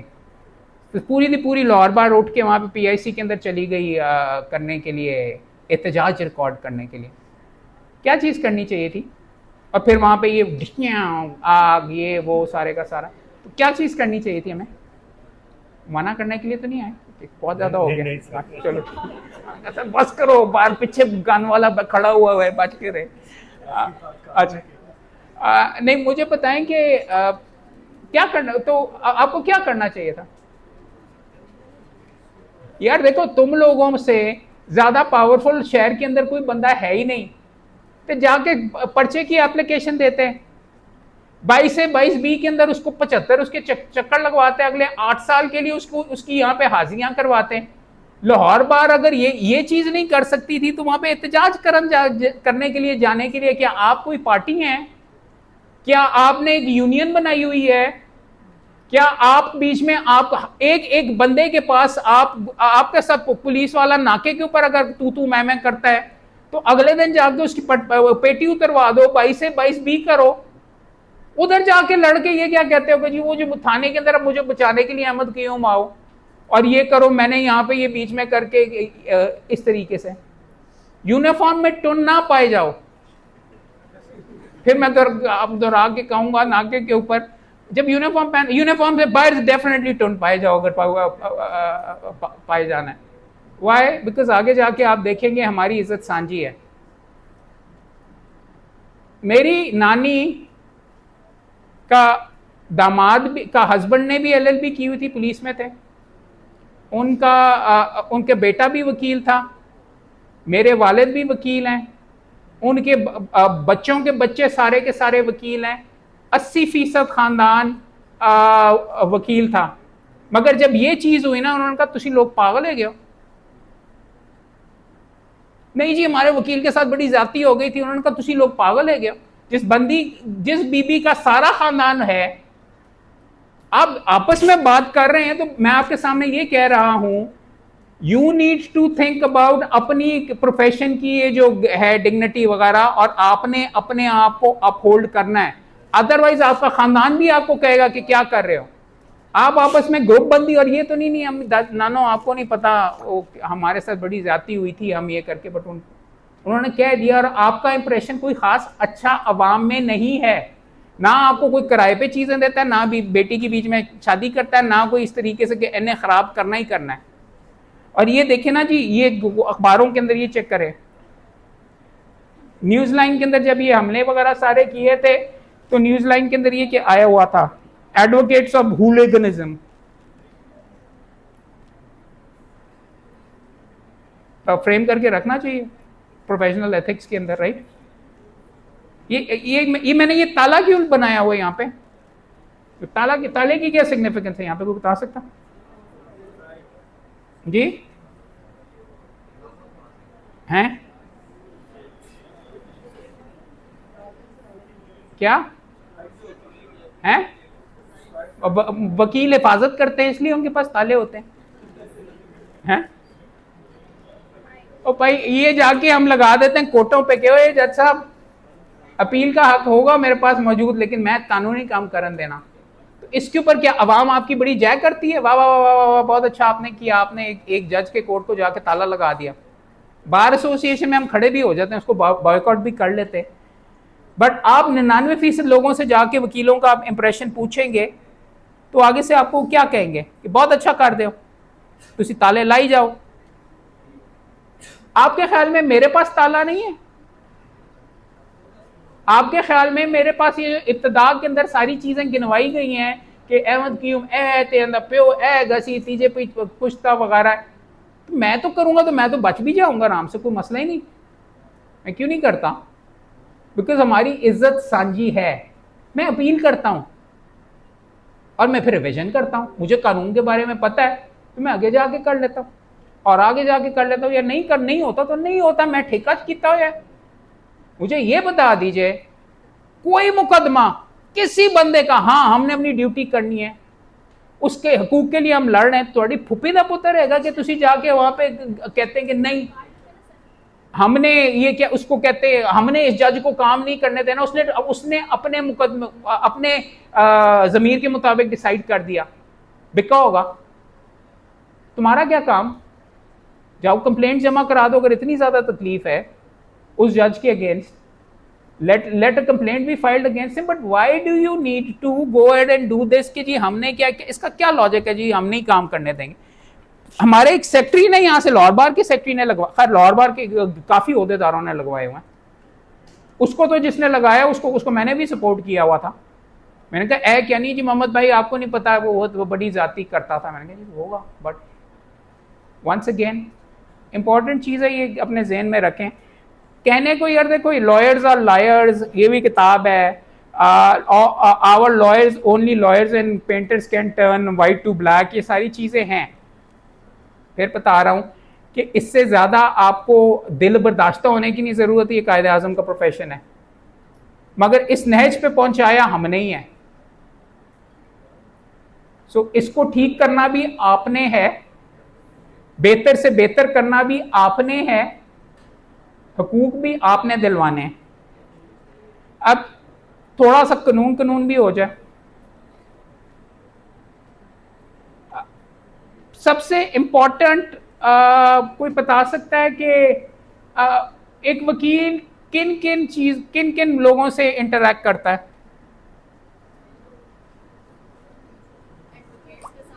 एक तो दूसरे एडवोकेट्स के साथ, तो सनमुखी से कैसे बचना है उसका एक चैप्टर है। क्लाइंट के साथ क्या करना है कि उसके लिए बिकना नहीं है, उसके साथ ये नहीं करना। अगला है कोर्ट के साथ, जो जज के साथ क्या है, उसके पास सिर्फ एक मुकदमा नहीं करना, और भी करने हैं, बना के कैसे रखनी है। और आखिरी है कि अवाम के साथ आपका क्या रुझान वगैरह होना चाहिए, ये करके। इसमें से सबसे इंपॉर्टेंट कौन सी पार्टी है? क्लाइंट, वो मैडम कोर्ट कह रही है। जज एथिक्स के लिहाज से, भाई सबसे पहला प्रोफेशनल एथिक्स का रूल क्या है? 134। ये कहीं लिखा हुआ है कि जी अपने क्लाइंट के लिए नाचना शुरू कर दो या उसके लिए कर लो। नंबर 1 पे 134 जो आपने सारे लॉग एड पास किए हैं, लेकिन ये आपने शायद नोटिस नहीं किया कि सबसे पहली आपकी ऑब्लिगेशन किसके साथ है? Dignity of the profession. जज बदतमीजी करता है तो आप अपने प्रोफेशन के लिए you have to stand for your dignity. आप बदतमीजी नहीं करेंगे, मगर आप उनको कहेंगे जज साहब this is not the right thing, इस तरीके से बीच में नहीं होगा। ताला आप नहीं लगाएंगे, यहां पे आप रेजोल्यूशन जरूर आके दे देंगे। The dignity of your profession is the first thing. It is not कि एक मुकदमा ही जिंदगी में करना है, उसके लिए मैंने अपनी जान पे खेल जाना है। आप वो क्यों? आपकी डिग्निटी इस प्रोफेशन से वाबस्ता है। आप सारे मिलके नहीं करेंगे तो फिर कोई भी नहीं करेगा। आप ईमानदारी के साथ नहीं खड़े रहेंगे। डिग्निटी के कई लोग तो डिग्निटी की ये इंटरप्रिटेशन करते हैं कि जी पीआईसी फतह करने के लिए फिर सारों को जिहाद करने के लिए जाना चाहिए। सारे गए थे, ज़्यादातर गए थे, मैंने पता ही नहीं लगा यार, मैं मुकदमा कर रहा सी उस वक्त, लेकिन मैं भी शिक्षा छुपता ही फिरता। हमारा एक बड़ा पढ़ाकू बंदा बीच में चला गया था वहाँ पे, बाद में ओहदेदार भी हुआ, उसके सर में डंडा पड़ा था और वो जाके वहाँ पे हस्पताल के अंदर ही ले जाना पड़ा। और जेड़ा हस्पताल फतह करने वास्ते गए सी उधर ही जाके फिर दाखिला ही होएगा ना जी, राइट। चीज़ें वगैरह यार देखो समझाने की कोशिश ये कर रहा हूँ। मेरा मकसद इस प्रोफेशन को ब्रिंग डाउन करना नहीं है, इसको टेकअप करने की है मकसद। आप सारे दोस्तों के साथ बात ये कर रहा हूँ कि जब तक अपनी बुराइयाँ और कोताहियाँ नहीं बताओगे तो वो फिर आप यहाँ पे इसी कमरे के अंदर बैठ के बारूम के अंदर कहोगे कि यार फलां है, गंदा बंदा है, हला बस करके। No, you are responsible for fixing it, you are responsible for stopping him. मुझे ये नहीं समझ आई कि सारी की सारी बार एसोसिएशन चली कैसे गई पीआईसी फतह करने के लिए। एक बंदे में भी जरूरत नहीं थी खड़े होके कहेंगे जी आप किस चीज़ के लिए ये वहाँ पे जा रहे हैं, आप उसके ऊपर मुकदमा करें। वो उन्होंने जो उसके जानने वाले थे, वो किसी ओहदेदार का भी शायद जानने वाला था, उन्होंने चूड़ियाँ दिखाई, सदर साहब भी पहले नाना नाना करते हुए उनको चूड़ियाँ दिखाई, सदर साहब भी चल पड़े और सारे वहाँ पे जाके, और फिर आउट ऑफ कंट्रोल तो होना ही था। और शायद 2 बंदे भी बीच में वहाँ पे फौत हो गए थे। खैर,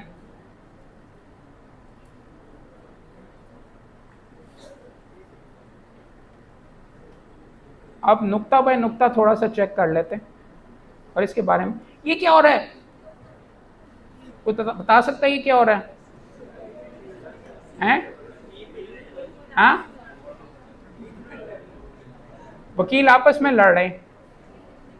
ये बुगटी वाला केस था, कोई बता सकता है इसमें वकील कौन है जो लड़ रहा है? काफी मशहूर है।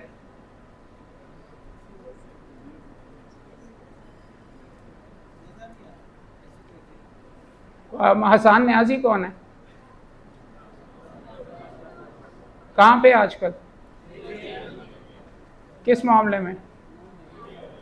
ये उससे पहले ये मामला हुआ था जिसके अंदर एक मुकदमे के अंदर दूसरे वकील के साथ लड़ना शुरू हो गया। मेरा भाई है, मैंने उसको 10 दफा बीच में कहा यार खुदा दा खौफ कर। वकील दुनिया का सबसे ठंडा आदमी होना चाहिए। फिर 10 दफा कह रहा हूं कि लावा खोल रहा है, कत्लो गारत हो रही है, उसके अंदर मुस्कुराते हुए ठंडे अंदाज के अंदर आपने अपना दामन बचा के अपनी ड्यूटी पूरी करनी है।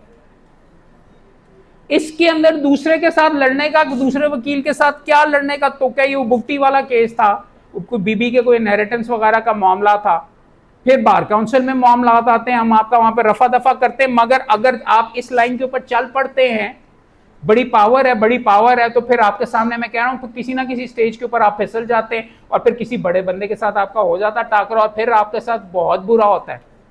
वहां पे भी हम आपकी बचत के लिए आपकी बात वगैरह करते हैं। मेरा मकसद उसको पुट डाउन करना नहीं, उसको याद दिलाना आपको है कि वो भी एक बंदा था यहाँ पे जो अभी भी है और उसे प्रॉपर्ली लोगों को मिलने भी नहीं देते। मैं अभी उसका जिक्र कर रहा हूं, मेरी बरादरी है, मैं उससे अगर डिसएग्री भी करता हूं, उसकी हम बात फिर भी कर रहे हैं। भूल नहीं जाते, मिट नहीं जाते ये बंदे सारे के सारे, जिनको लोग कोशिश करते हैं मिटाने की, और बहुत पावरफुल चीज है बंदे पाकिस्तान के अंदर कोशिश करते हैं मिटाने की। बट अंडरस्टैंड दिस, आपे से बाहर नहीं होना कि जी मैनू लाइसेंस मिल गया हूं तो मैं हर बंदे नू रोन डालूंगा, छोड़ूंगा नहीं करके अपने आप को प्लीज प्लीज प्लीज प्लीज बार बार कह रहा हूं, ठंडे से ठंडा बंदा आपने होना है। माना सबसे इंपॉर्टेंट स्किल एक बंदे का ये है कि अपने आप सेल्फ कंट्रोल आप अपने ऊपर रखना आपका बहुत जरूरी है। आपे से अगर आप बाहर नहीं हुए तो आपकी रेपुटेशन डैमेज नहीं हुई। आपके ख्याल में ये वाला बंदा, ये जो सारे मामलात वगैरह हुए थे, इसकी वकालत बड़ी जबरदस्त चमकी होगी इसके बाद। अगर आपने जज के साथ ये करना शुरू कर दिया तो आप वहां पे भी यूनियन बाजी है। आपके ख्याल में आपको अगले मुकदमे में स्टे मिल जाएगा? या कि आपको क्या आपके पास कोई बंदूक है कि आप सिविल जज से करवा देंगे? आपके ख्याल में उन्होंने आपको आपकी तबीयत नहीं साफ करेंगे? एक के बाद एक के बाद एक के बाद एक 780 के मुकदमे आपसे अलहदा होंगे। सो पहला ये every advocate to at all, पहला rule, all times dignity and high standing as well as own dignity and high standing as a member thereof। आपकी जाती अना का नहीं लिखा हुआ, आपका अगर कोई जाती मामला है ना वो आपका जाती मामला, मगर बतौर वकील जो आप काम कर रहे हैं उसके अंदर कोई आड़े आएगा या कोई चीज वगैरह होगी तो उसके लिए बहुत जरूरी है कि ये बार आपके लिए आपके साथ स्टैंड करे। एक ये dignity, equality of being, high standing, ये क्योंकि ये प्रोफेशन हमारा है, इसे हमने बिगाड़ा है और संवारा है। ये भी वकला गर्दी का भी होता है, तालाबंदी का लफ्ज़ भी मौजूद है। दोस्त आके बार बार ये कहते हैं तो आपकी जुर्रत कैसे हुई, आपने वकला बंदी का लफ्ज़ इस्तेमाल किया। प्रॉब्लम है एक्चुअली वो लफ्ज़ इस्तेमाल करना है वकला गर्दी कि एक्चुअल वकला गर्दी नहीं होती। उसको रोको, जिसने किया है उसकी तबीयत साफ करो कि वो करता रहेगा। तुम तो इतने शरीफ हो यार, सारे के सारे तुम्हारे से हुआ नहीं जाएगा, वो आगे निकल जाएगा शायद। अब तो रीत ये पड़ गई हुई है कि इनको, इसीलिए कह रहा हूं ना कि सोचना पड़ेगा कि मैं इन्होंने वायलेट करना है कि नहीं। इनको वायलेट करने वालों की, कई बंदों की रीत ये पड़ गई हुई है कि वो बड़े फल फूल के कह रहे थे, वही औंधे कोल जाओ बदतमीजी करता है, मगर किसी ना किसी स्टेज के ऊपर कहाँ तक कर लेगा, कहाँ तक ओहदे की उसको बैकिंग वगैरह मिली रहेगी। दूसरे एडवोकेट से इश्तिहार नहीं देना। इश्तिहार क्यों नहीं देना यार, देना चाहिए। वो है कि आपको इश्तिहार देने से मना कर दिया गया, वो है ना, वो टिकटॉक के ऊपर आता है वगैरह बीच में सारे के सारे। आपने काफ़ी नौयत के टिकटॉक्स देखे होंगे। Why should you not advertise? आपकी रोजी रोटी का मामला, क्यों प्रोफेशन आपको क्यों रोकता है? दसो क्यों सिर ते कर रहे हो, वाई नॉट?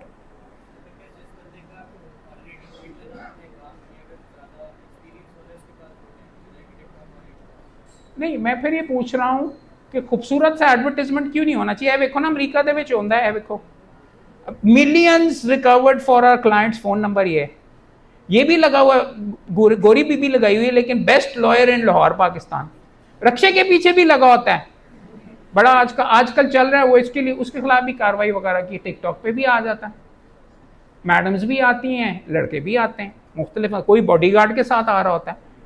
आपको अगर आपका किसी ने कब्जा करा दिया है तो आप मेरे पास आइए और मैं आपका एक हफ्ते के अंदर कब्जा दे दूंगा, पीछे बॉडीगार्ड्स खड़े होते हैं, हाँ तो why not, let's do it, अच्छी बात है, कर लो कर लो, क्यों नहीं करना चाहिए एडवर्टाइज यार? वकीलों अपना दिमाग इस्तेमाल करो थोड़ा सा, मैनू दसो, कोई मुझे भी नाक चने चुबाओ। और एक चीज और देखो, यहाँ पे अगर आपको आपस में दोस्तों के अंदर खड़े होके बोलने की हिम्मत नहीं तो जज के सामने की करोगे? यहाँ पे अगर बोंगी नहीं मारोगे तो जज के सामने नहीं बोंगी मारोगे और वहां पे कंट्रोल नहीं होगा। बीबीसी को इस लेवल पे लो, बीबीसी में जो बोंगियां मारनी है ट्रेनिंग के अंदर मारो, ताकि बाद में जाके जो दिमाग में आता है, जुबान की गिरा नहीं खोलोगे और कुकू बन के मुझे देखते रहोगे थ्रू आउट द लेक्चर, तो फिर ठीक है। या अगर मेरे से बड़ा अच्छा कोई सवाल कर लिया ये इस टाइम के ऊपर, तो जब मेरे लिए इंटर्नशिप के लिए मेरे पास आओगे ये एसोसिएट, मैं कहूँगा ऐसे होइएगा, जिसका बाकियों को तो मैं एक बंदे को याद भी नहीं रखूंगा यहाँ से। दिस इज योर, ये एडवर्टाइजमेंट होती है इस प्रोफेशन में। मुकदमा जीतता हूं तो मैं लगाता हूं, मैं इस्लामाबाद जाता हूं तो मैं लिखता हूं अपेयरिंग बिफोर सुप्रीम कोर्ट, ताकि लोगों के जहन में आए कि फेसबुक के ऊपर कि मोहम्मद सुप्रीम कोर्ट का वकील है कर रहा है। अदरवाइज मैनू चेक, मैं अपनी बीवी वास्ते चेक इन कर रहे हैं उधर की, मैं उधर रहेगा। समझें कि एडवर्टाइजमेंट की अगर इजाजत नहीं है, लेकिन आप अपनी कॉम्पिटेंस एडवर्टाइज कर सकते हैं कि मैंने ये मुकदमा जीता, मैंने ये लीगल प्रोपोजिशन के ऊपर ये काम कर रहा हूं, मेरा ये ख्याल है। आप इश्तिहार तो नहीं लगा रहे होते इस तरीके से सारे का सारा। आखिरी दफा कोई बंदा बता सकता है क्यों ना एडवर्टाइज किया जाए? कल खुला खाता दे देते हैं, सारे एडवर्टाइज करो। तो तुम्हारे ख्याल में तुम लोग मेरे साथ मुकाबला कर सकते हो एडवर्टाइजमेंट में? मेरे पास, मैं तो पूरा पेज लावांगा, मेरी जो क्वालिफिकेशंस हैं, जो सारी की सारी चीज़ें हैं, मैं रेट भी तुम्हें अंडर कट करूँगा। 15 मैंने अपने साथ एसोसिएट रखे होंगे सस्ते के अंदर, इनको पैसे वगैरह भी नहीं दे रहा हूँगा। और तुम्हारी रोजी रोटी के ऊपर एडवर्टाइजमेंट का क्या असर पड़ेगा? हर दफ़ा इश्तिहार देते रहोगे। समझने की ये ज़रूरत है कि हाँ, ये लगता है इब्तिदा में यंगस्टर्स आके मुझे कहते हैं जी हमारे पास हक होना चाहिए एडवर्टाइज करने का। मैंने कहा अली जैदी देख रहा होगा इस वक्त, अगर तेरे ख्याल में तू मेरे साथ मुकाबला कर सकेगा, मैं तो पूरे पेज का दूंगा। और मैं वैसे हूँ भी काफ़ी खूबसूरत, तो मैं वहाँ पर अपनी तस्वीर के अंदर इस तरह करके ना यूँ करके मैंने वाह वाह वाह वाह वाह, तो इस तरीके से बाल भी मैंने चिट्टे कर लिए हुए थोड़े बहुत करके। तो आपके ख्याल में मैं जीतूंगा? जिस 3 पुश्त का ये advocate supreme court, member bar council, उसको कहते हैं secretary Lahore high court bar association, barrister, ये डिग्री वो डिग्री एंड डिग्री, तो इश्तिहार मुझे करना चाहिए कि नहीं? फिर आपका क्या होगा? आप मुकाबला कर लेंगे हर बंदा, फिर अखबार के अंदर मेरे ख्याल में ही सारे का सारा ये वकीलों के इश्तिहार होंगे, महंगे हो जाएंगे, आप अफोर्ड नहीं कर सकेंगे, मैं कर लूँगा। लॉजिक इसका ये है।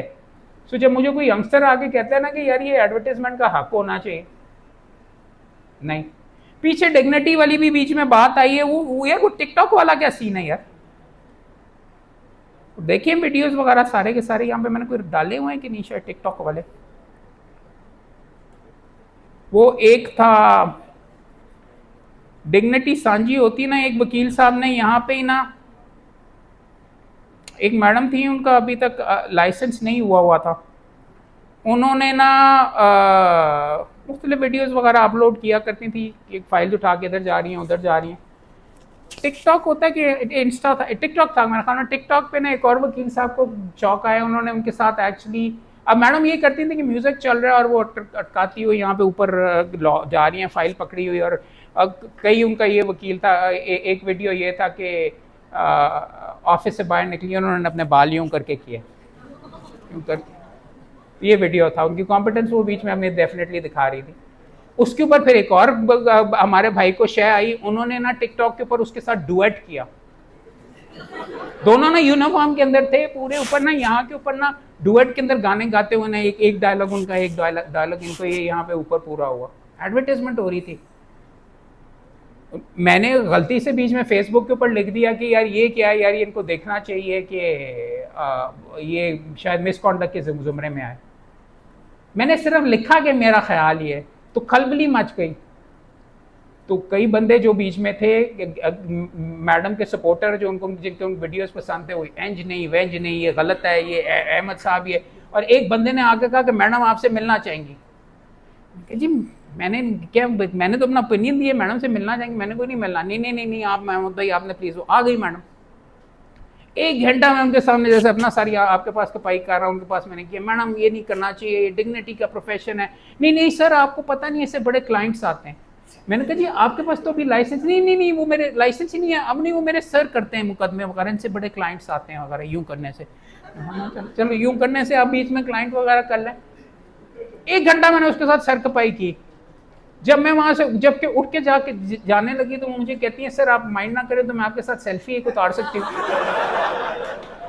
मैं क्या कि जी यार खुदा का खौफ करो तो फिर वो ऐसे अच्छा तरीका होता है। कई दफ़ा आप सेल्फी वगैरह उतार के ना, अगर आप बड़े वकील के साथ, आप भी काफ़ी आप लोग बड़े शौक के साथ करते होंगे कि जी बड़े वकील के साथ मैं भी जाऊंगा तो आप कहेंगे कि सर हम आपके साथ उतार सकते हैं। बट वो जब आप लगाएंगे तो सारे क्लाइंट मेरे पास आ जाएंगे, आपके पास नहीं आएंगे। वो कहेंगे सर अहमद की उनका नंबर तो ज़रा दे देना। थोड़ा सा ओवर प्ले वगैरह ना कर रहा हूँ, बट मैं समझाने की आपको कोशिश ये कर रहा हूँ, या dignity of the profession is important. करने के लिए मैंने आपको इब्तिदा में भी कहा था कि नाच के भी पैसे मिल जाते हैं, बंदर को भी मिल जाता है डुगडुगी के ऊपर नाचने से। क्लाइंट कहता है इस तरह करोगे तो ये करे सर, उसकी बखी उधेड़ दो, वो फिर आपको बाहर पकड़ के बंदा पीटेगा, आप नहीं है इस चीज़ के लिए। सो हाँ, मैडम ने फिर वो वीडियोस बुक कर दी। उनके बाद फिर और मैडम्स आ गई, और भी लड़के भी और आ गए कि डांस भी करते हैं और भी करते हैं। डांस करने पे क्लाइंट के केस मिल जाता है। कई बंदे ऐसे करते हैं, ये तस्वीर ये लगाते हैं कि बार काउंसिल के वाइस चेयरमैन की सीट के ऊपर जाके बैठ जाते हैं और वहाँ पे तस्वीर उतरवाते हैं। तो कुछ सीट वो उनकी अपनी है, बैठ सकते हैं वहाँ पे, या यूँ करके सारे का सारा करके। अभी भी यहाँ पे आपने आई एम श्योर कई बंदों ने तस्वीरें उतार के अपलोड किए होंगे कि बीबीसी हो रहा है। डिग्निटी भाई, हाँ आप कुछ क्या पूछ रहे थे यार? हाँ हाँ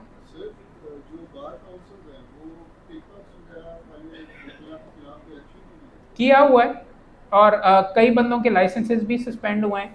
बट टिकटॉक वाले इतने पावरफुल हैं कि वो हमारे जी सर, कि वो हमारे कई ओहदेदारों के एक्चुअली मेन सपोर्टर होते हैं। और बात ये है कि वो थे जो सबसे ज़्यादा ऑब्वियस वाले हैं, करते हैं, बार काउंसिल्स की बहुत कोताही है भी, बट कई जगह पे उनको प्रोटेक्ट भी किया जाता है, बहुत ज़्यादा प्रोटेक्ट किया जाता है।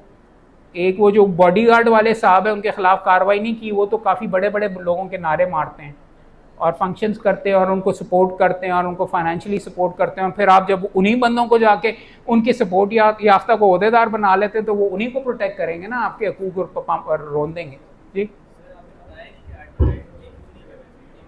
मैंने आपको एडवर्टाइज, मेरे दोस्त पूछ रहे हैं कि एडवर्टाइज क्यों नहीं करना चाहिए। मैंने उनको ये बताया है कि रूल इसलिए बना है कि आप मेरे से कम्पीट नहीं कर सकते, फिर एडवर्टाइजमेंट बड़े वकीलों के ही अखबारों में भरे होंगे और आपको कोई पूछेगा भी नहीं।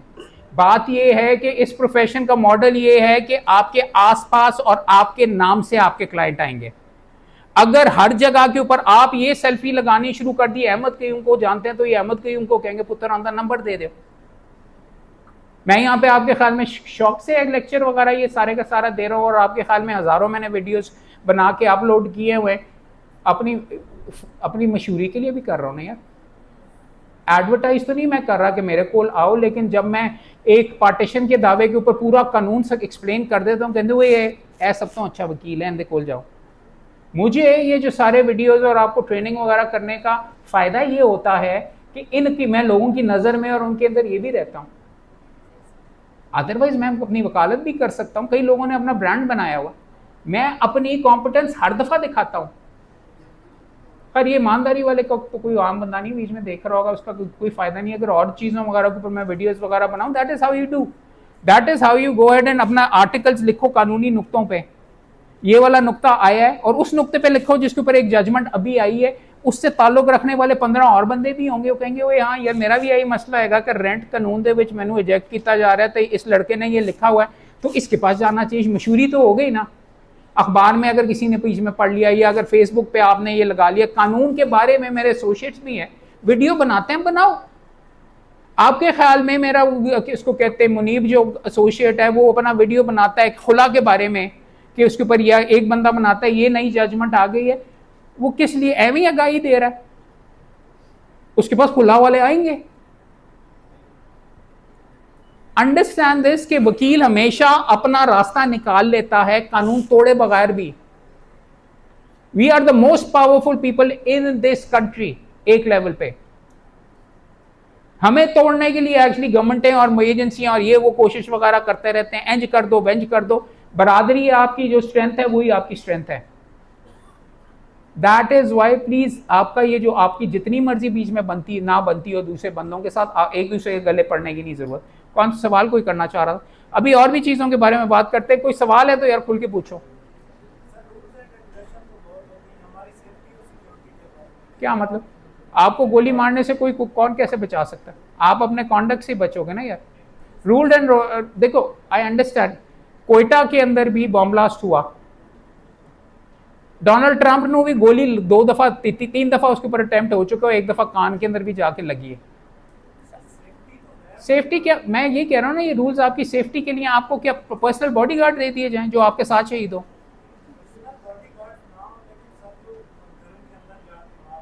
ये माइक दो ना। अच्छा सवाल है, माइक दो। क्या चाहते हो यार?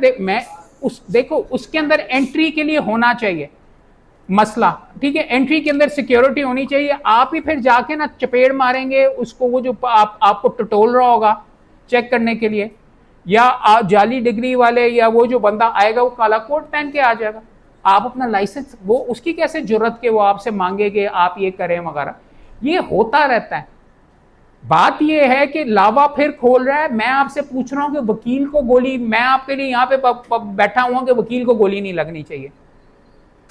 पार्टियां तो आपस में यहां पे नहीं मारेंगे तो गेट पे मार देती हैं।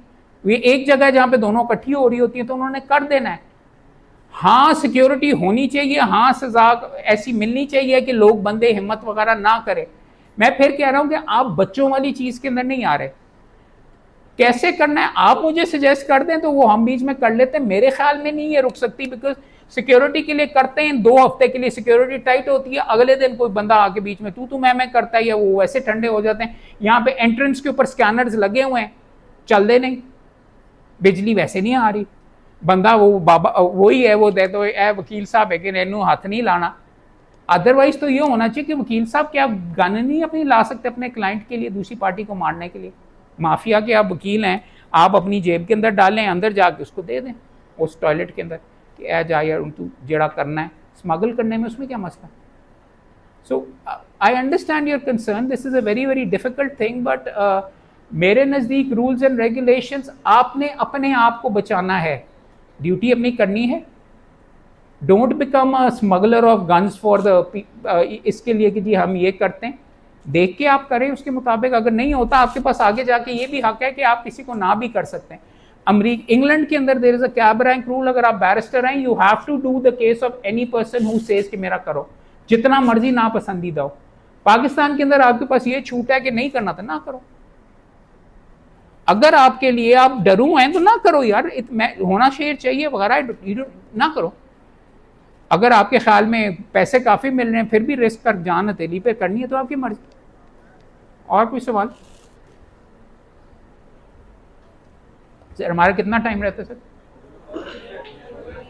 हाँ नहीं, इतनी आसानी से नहीं जाने लगे। हाँ हाँ ओके चलो, मैं तो 2-3 घंटे और गुफ्तगू, आगे मेरे पास बड़ी अच्छी अच्छी स्लाइड्स हैं। वकील ये कर रहा है और वकील वो कर रहा है, एंज कर रहा है और वेंज कर रहा है। नेक्स्ट लेक्चर वैसे मैं आपको एक देने के लिए आऊँगा, एक बहुत इंपॉर्टेंट है, प्रॉब्ली सबसे ज़्यादा इंपॉर्टेंट है आपके लिए ज़ाती तौर के ऊपर। इस पे वीडियोस वगैरह भी ऑलरेडी बना के मैंने रखे हुए हैं कि आपने अपने वकालत के पहले 5 साल कैसे प्लान करने हैं, किस नौइयत का चैम्बर ज्वाइन करना है, बार काउंसिल की अगर आप वहाँ पे जाएं ना, यार देख एक चीज़ मैं आपको, आई थिंक ये वाला लेक्चर तो ख़त्म करते हैं, बट ये इंपॉर्टेंट है आपकी अगले लेक्चर में मैं दूसरे ग्रुप को करता हूँ, या आपको चंद चीज़ें आपसे मैं बात करना चाहूँगा कि आपके लिए बहुत ज़रूरी हैं। बिकॉज आप जो एसोसिएट्स हैं, आपकी बेशुमार की हालत कुछ इस तरीके से है कि एक कमरे के अंदर अगर कोई एक चिड़िया बंद हो जाए ना, तो वो शीशे को ही समझती है जो खिड़की है, मैं इसके अंदर से बीच में से शीशे के अंदर से टकरे मार मार के अपना सर फोड़ लेती है, और उससे जो जो रास्ता बाहर निकलने का या यहाँ पे ही बीच में परवान चढ़ने का होता है वो आप प्रॉपर्ली करते नहीं। इस प्रोफेशन को आप जब तक प्रॉपर्ली प्लान करके नहीं करोगे ना, इसमें मैं आपको कह रहा हूँ चांसेस ऑफ सक्सेस 5 से 10% हैं। भूख का कोई जवाब नहीं है। स्टूपिड चीजें करके गलत लाइन के ऊपर लग जाने के का कसूरवार आप ही होंगे, आपके वालिदैन भी आपकी मदद नहीं कर सकते।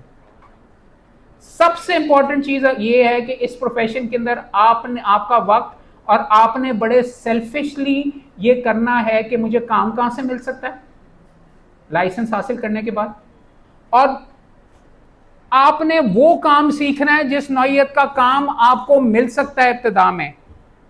अगर सुप्रीम कोर्ट के जज के रिटायर्ड जज के साथ जाके नथी होकर सुप्रीम कोर्ट के केसेस या आप किसी के सुप्रीम कोर्ट के वकील के साथ कर रहे हो, तो आपसे बड़ा कोई पागल कोई है नहीं बंदा, क्योंकि आपने कि उसको कहते हैं आप वो काम सीख रहे हैं जो कि अगले 10 साल तक आपको नहीं मिलना।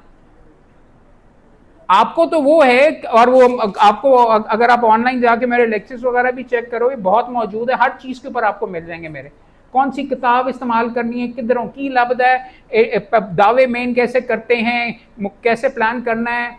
एक चेकलिस्ट आपको वहां पे मिलेगी जिसके अंदर लिखा हुआ है वो 15 नौइयत के मुकदमे जो आपने पहले 6 महीने में सीखने हैं, क्योंकि वो उस तरीके के केसेस हैं जो आपको शुरू में मिल सकते हैं। अरबों रुपए की आर्बिट्रेशन तो नहीं लबन लगी ना, मेरे साथ आके नथी होकर सिविल कोर्ट अगर जाओगे, मगर उसमें लिखा हुआ है कि इनहेरिटेंस का, खुला का, कस्टडी के मामला, छोटी मोटी बेलें, शूट फॉर स्पेसिफिक परफॉर्मेंस, ये मैं आपके सामने इसलिए कर रहा हूं कि अगर ये 6 महीने में नहीं सीखे ना, यही काम मिल सकता है। नहीं अगर करने आएंगे तो तुम वेले हो, किसी ने पैसे नहीं देने। ये जो 6 महीने हैं बार वोकेशनल कोर्स के अंदर, ये चीजें मैं लेट मी प्लीज फिनिश, एक मैं आपको मौका दूंगा, ये काम सीखने बहुत ज़रूरी हैं। आप ऑनलाइन जाके मेरे वीडियोस वगैरह भी चेक करें, मोहम्मद अहमद कयूम यूट्यूब के ऊपर और फेसबुक के ऊपर दोनों फॉलो करें, वहाँ पे ख़ास तौर पे लेक्चर देखें how to plan first 5 years of your career. वहाँ पे मैंने एक एक्चुअल फॉर्म बना के दिया हुआ है जिसके अंदर आप खुद बैठ के अभी अपने अलहदा बैठ के करें कि क्या मुझे बोलना आता है उर्दू अंग्रेज़ी में, लिखना आता है उर्दू अंग्रेज़ी में, अब कानून मुझे समझ आता है, कानून ढूंढना आता है, जज के सामने मेरा कॉन्फिडेंस है और क्लाइंट्स हासिल करने आते नहीं, मेरे पास कुल नंबर 10 में से मैं अपने आप को कितनी देती हूँ। अब मैं इसको बेहतर कैसे कर सकती हूँ, अपना दिमाग इस्तेमाल करो। अगर मैं इस चीज में नहीं अच्छी और उर्दू भी आती है कि अंग्रेजी भी आती है कि नहीं, आपको समझ आएगी कि क्या चीजें आपने अगले 3 महीने में सीखनी है। आपने किस नौयत के चेंबर या उस्ताद के पास जाना है जहां पे ये काम आपको सिखा रहे हैं कि नहीं, बिकॉज ये नौयत का काम रेंट का आपको आ सकता है, तो अगर रेंट का वहां पे काम ही नहीं है या सिविल का काम ही नहीं है, हाईकोर्ट की रिटें, तो you don't need to be within my chamber. अगर ये चीजें सारी की सारी सीखने के लिए इंपॉर्टेंट चीज आप तमाम दोस्तों को मैं ये समझाने की कोशिश कर रहा हूं कि वो आप चेक करेंगे, वहां पे 15 मुकदमों की चेकलिस्ट भी है। उसमें यह भी लिखा हुआ है कि आप ये एग्जामिन करेंगे किस उम्र में आपने शादी करनी है, बच्चे कब आने, क्या वालिद साहब बीमार हैं, आपके पास क्या एडवांटेजेस हैं, क्या आपने लाहौर में वकालत करनी है कि जहां से आप आए हैं वहां पे वकालत करनी है। कोई मुझे बता सकता है कि आप में से फौजदारी कितना करना, कितने कौन से करने, कितने करना चाहते हैं, हाथ खड़े करें। और आप में से सिविल कितना करना चाहते हैं? आपके ये जिन्होंने हाथ खड़े किए, जिन्होंने नहीं हाथ खड़े किए वही इंटेलिजेंट है, बाकी तो बिल्कुल गदानुमा चीज है आपने जो की। और भाई मैनू यह दस दो, मार्केट के अंदर 50% काम, आप 50% बंदों से आपको पैसे लेने पसंद नहीं है। आप कहते हैं वही नहीं जी, फौजदारी की मोहल्ले में बेल हो रही थी, मैंने फौजदारी नहीं करना वगैरह, मैं फौजदारी नहीं करता, तो अल्लाह मियाँ ने आपको जो एक क्लाइंट भेजा था, आपने कहा कि मैनू जरूरत ही नहीं है। फिर आप कहते हैं, मैंने कहा इस प्रोफेशन में 5% चांसेस ऑफ सक्सेस हैं, क्लाइंट्स के अंदर से आपने 50% तो मुझे चाहिए ही नहीं। आप वो भी बादशाह हो सकते हैं जो कह सकते हैं कि वो यार नहीं, मैं तो सिर्फ कॉपरेट करनी है, अंग्रेजी आंधी नहीं, बैकग्राउंड है नहीं, मार्केट के अंदर कॉर्पोरेट क्लाइंट है भी 1%, 1%, तो 99% बंदे से काम नहीं लेना। तो फिर कहते हो कि यार मेरी वकालत नहीं चली, यहाँ पे फला बिकू है, ये बिकाऊ है, ये वगैरह। ये चीजें 5 साल के बाद आप करेंगे। जिस नौयत का क्लाइंट आपके पास आएगा उस नौयत का आपको काम मिलेगा। 2 चीजें आपको मैं बता के आप यहाँ थोड़ी सी शो मारूंगा आपके सामने। मौसीकी का मुझे बहुत वैश का शौक था जवानी के अंदर, अभी भी वैसे जवान हूँ। आई वॉज बहुत शौक वगैरह था, तो म्यूजिशियंस वगैरह मेरे काफ़ी दोस्त थे। खुद बजा नहीं सकता था, बेसुरी आवाज़ है, लड़की नुमा कौवे नुमा आवाज़ है मेरी, तो मैंने उनके बारे में लिखना शुरू कर दिया। 15-20 साल में न्यूज़ अखबार के अंदर म्यूज़िक क्रिटिक के तौर पे लिखता रहा, अपना शौक भी पूरा करता रहा, लिखने की एबिलिटी भी इम्प्रूव होती रही, नाम भी होता रहा। और इन लड़कों के साथ, उनको पता था मैं वकील हूँ, फवाद खान, अली नूर, ये नूरी बैंड्स वगैरह हैं सारे, उनके साथ मुलाकात हुई तो उन्होंने कहा कि यार ये हमारा मुआहदा आया है, ये ज़रा देख लो।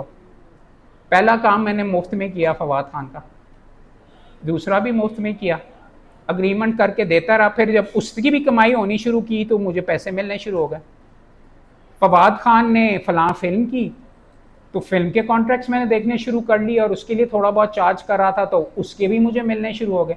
वो इंडिया गया तो अनिल कपूर वगैरह के साथ भी हमने बैठ के बीच में नेगोशिएट किया, अपना चस्का भी पूरा किया खूबसूरत फिल्म के लिए और सारे का सारा। वो वापस आया, I started charging him. Fawad के through I met Bilal Lashari, जिसने actually legend of Maula Jatt बनाई है। लेजेंड ऑफ मौला जट के सारे मुकदमे मैंने किए, उसके साथ मेरी मुलाकात हुई। हमारा हिकमत जो बिलाल लाशारी के बीच में पार्टनर हैं, उनके प्रॉपर्टी के चंद डिस्प्यूट्स थे, वो भी उन्होंने मुझे दे दिए। और उसके साथ उनकी जो लेजेंड ऑफ मौला जट है, उसकी बाद अगली जो फिल्म बन रही है वो भी मेरे पास आ गए। ये कोई रॉकेट साइंस नहीं है भाई। अपने आप को अगर आप प्रोफेशनल वकील दिखाओगे, यूट्यूब पे अपने आप को और फेसबुक पे दिखाओगे घर की मुर्गी दाल बराबर, अगर आपने अपना ईमेल एड्रेस ही रखा हुआ पंजाबी मुंडा 55 तो @hotmail.com, तो अपने सीवी में भी लिखा हुआ है, तो you mean to tell me a corporate company is going to say कि पंजाबी मुंडा 45 को बीच में पकड़ के लाख रुपए दे दे उनसे, बीच में ये ड्राफ्ट करवाएं? I am not kidding, seriously. वो बड़े बड़े वैसे पंजाबी मुंडा चल जाता है। जब मैं अपना मेंबर बार काउंसिल का जब इलेक्शन पहला वाला लड़ रहा था तो मैं उधर गया तो मुझे उन्होंने कहा सर आपको फलां लड़के से मिलना ज़रूरी है। जिनकी क्या बात है, उसके बड़े फॉलोअर्स हैं टिकटॉक के ऊपर, वो आपको बीच में आपके लिए बहुत अच्छा होगा। तो मैं गया, पंजाबी मुंडा 55 वही था। तो उसने मुझे कहा कि आपको कभी पहले देखा नहीं, आप मेहनत और करें। मैं कहा पंजाबी मुंडा साहब अच्छा, मैं तीजी पूछता वकील, पर ठीक है पंजाबी मुंडा साहब मैं मेहनत करता हूँ वगैरह, ये वो इस तरीके से। वो करने से मैं बीच में जीत तो गया, बट पंजाबी मुंडा अभी भी पंजाबी मुंडा ही है और वकालत वो नहीं करता, वो उसका कारों का शोरूम है कहलाता। इस वकालत never actually took off because Punjabi मुंडा था वो, और वो टिकटॉक के ऊपर यो करता रहता है वगैरह, कमाई वो भी करता होगा, but I don't think he has the level of respect. Because मेरे लिए सबसे बड़ी इस प्रोफेशन की अजमत ये है कि यार इस प्रोफेशन से इससे ज़्यादा ज़बरदस्त चीज़ क्या है कि तुम सारे मुझे सुन रहे हो। मेरे लिए इससे ज़्यादा बड़ी चीज़ क्या है और इससे ज़्यादा बड़ी इज्जत क्या दी जा सकती है कि ज़ीशान ने मुझे कहा कि मोहम्मद भाई आपने बीच में ये करना है। इससे बड़ी इज्जत क्या है कि तुम लोगों को ज़ीशान बीच में ये ऑर्गेनाइज करके सारे का सारी चीज़ें वगैरह करवा रहा है। That is the beauty of this profession कि अगर आपकी कॉम्पिटेंस आप अपनी दिखाओगे ना, अगर आप फेसबुक पे डांस कर रहे होगे, अपने प्राइवेट वाले में ज़रूर करो, बट अपने आप को, अपना प्रोफेशनलिज्म अगर दिखाते रहोगे, अपने आप को थोड़ा सा अपना हाथ खींच के रखोगे और हर बंदे को दिखाओगे कि काफ़ी काम कर रहे हो और काम करते हुए नज़र आ रहे हो, तो अच्छी वकालत अच्छी चल जाएगी।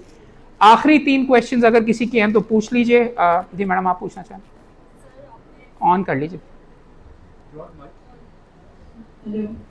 सर आपने इस प्रोफेशन में ब्रदरहुड की बात की, सिस्टरहुड भी। सर जो जूनियर और एसोसिएट्स हैं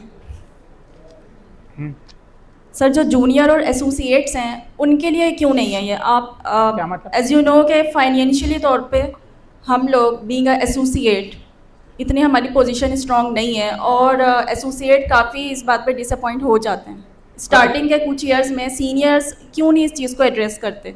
उसका मैं आपको ये जवाब दे देता हूँ। मैंने आपको इब्तिदा के अंदर भी कहा कि मेरी हत्तुल इम्कान कोशिश ये है कि मैं रोंद के आपको इस प्रोफेशन से उठा के बाहर फेंक दूँ।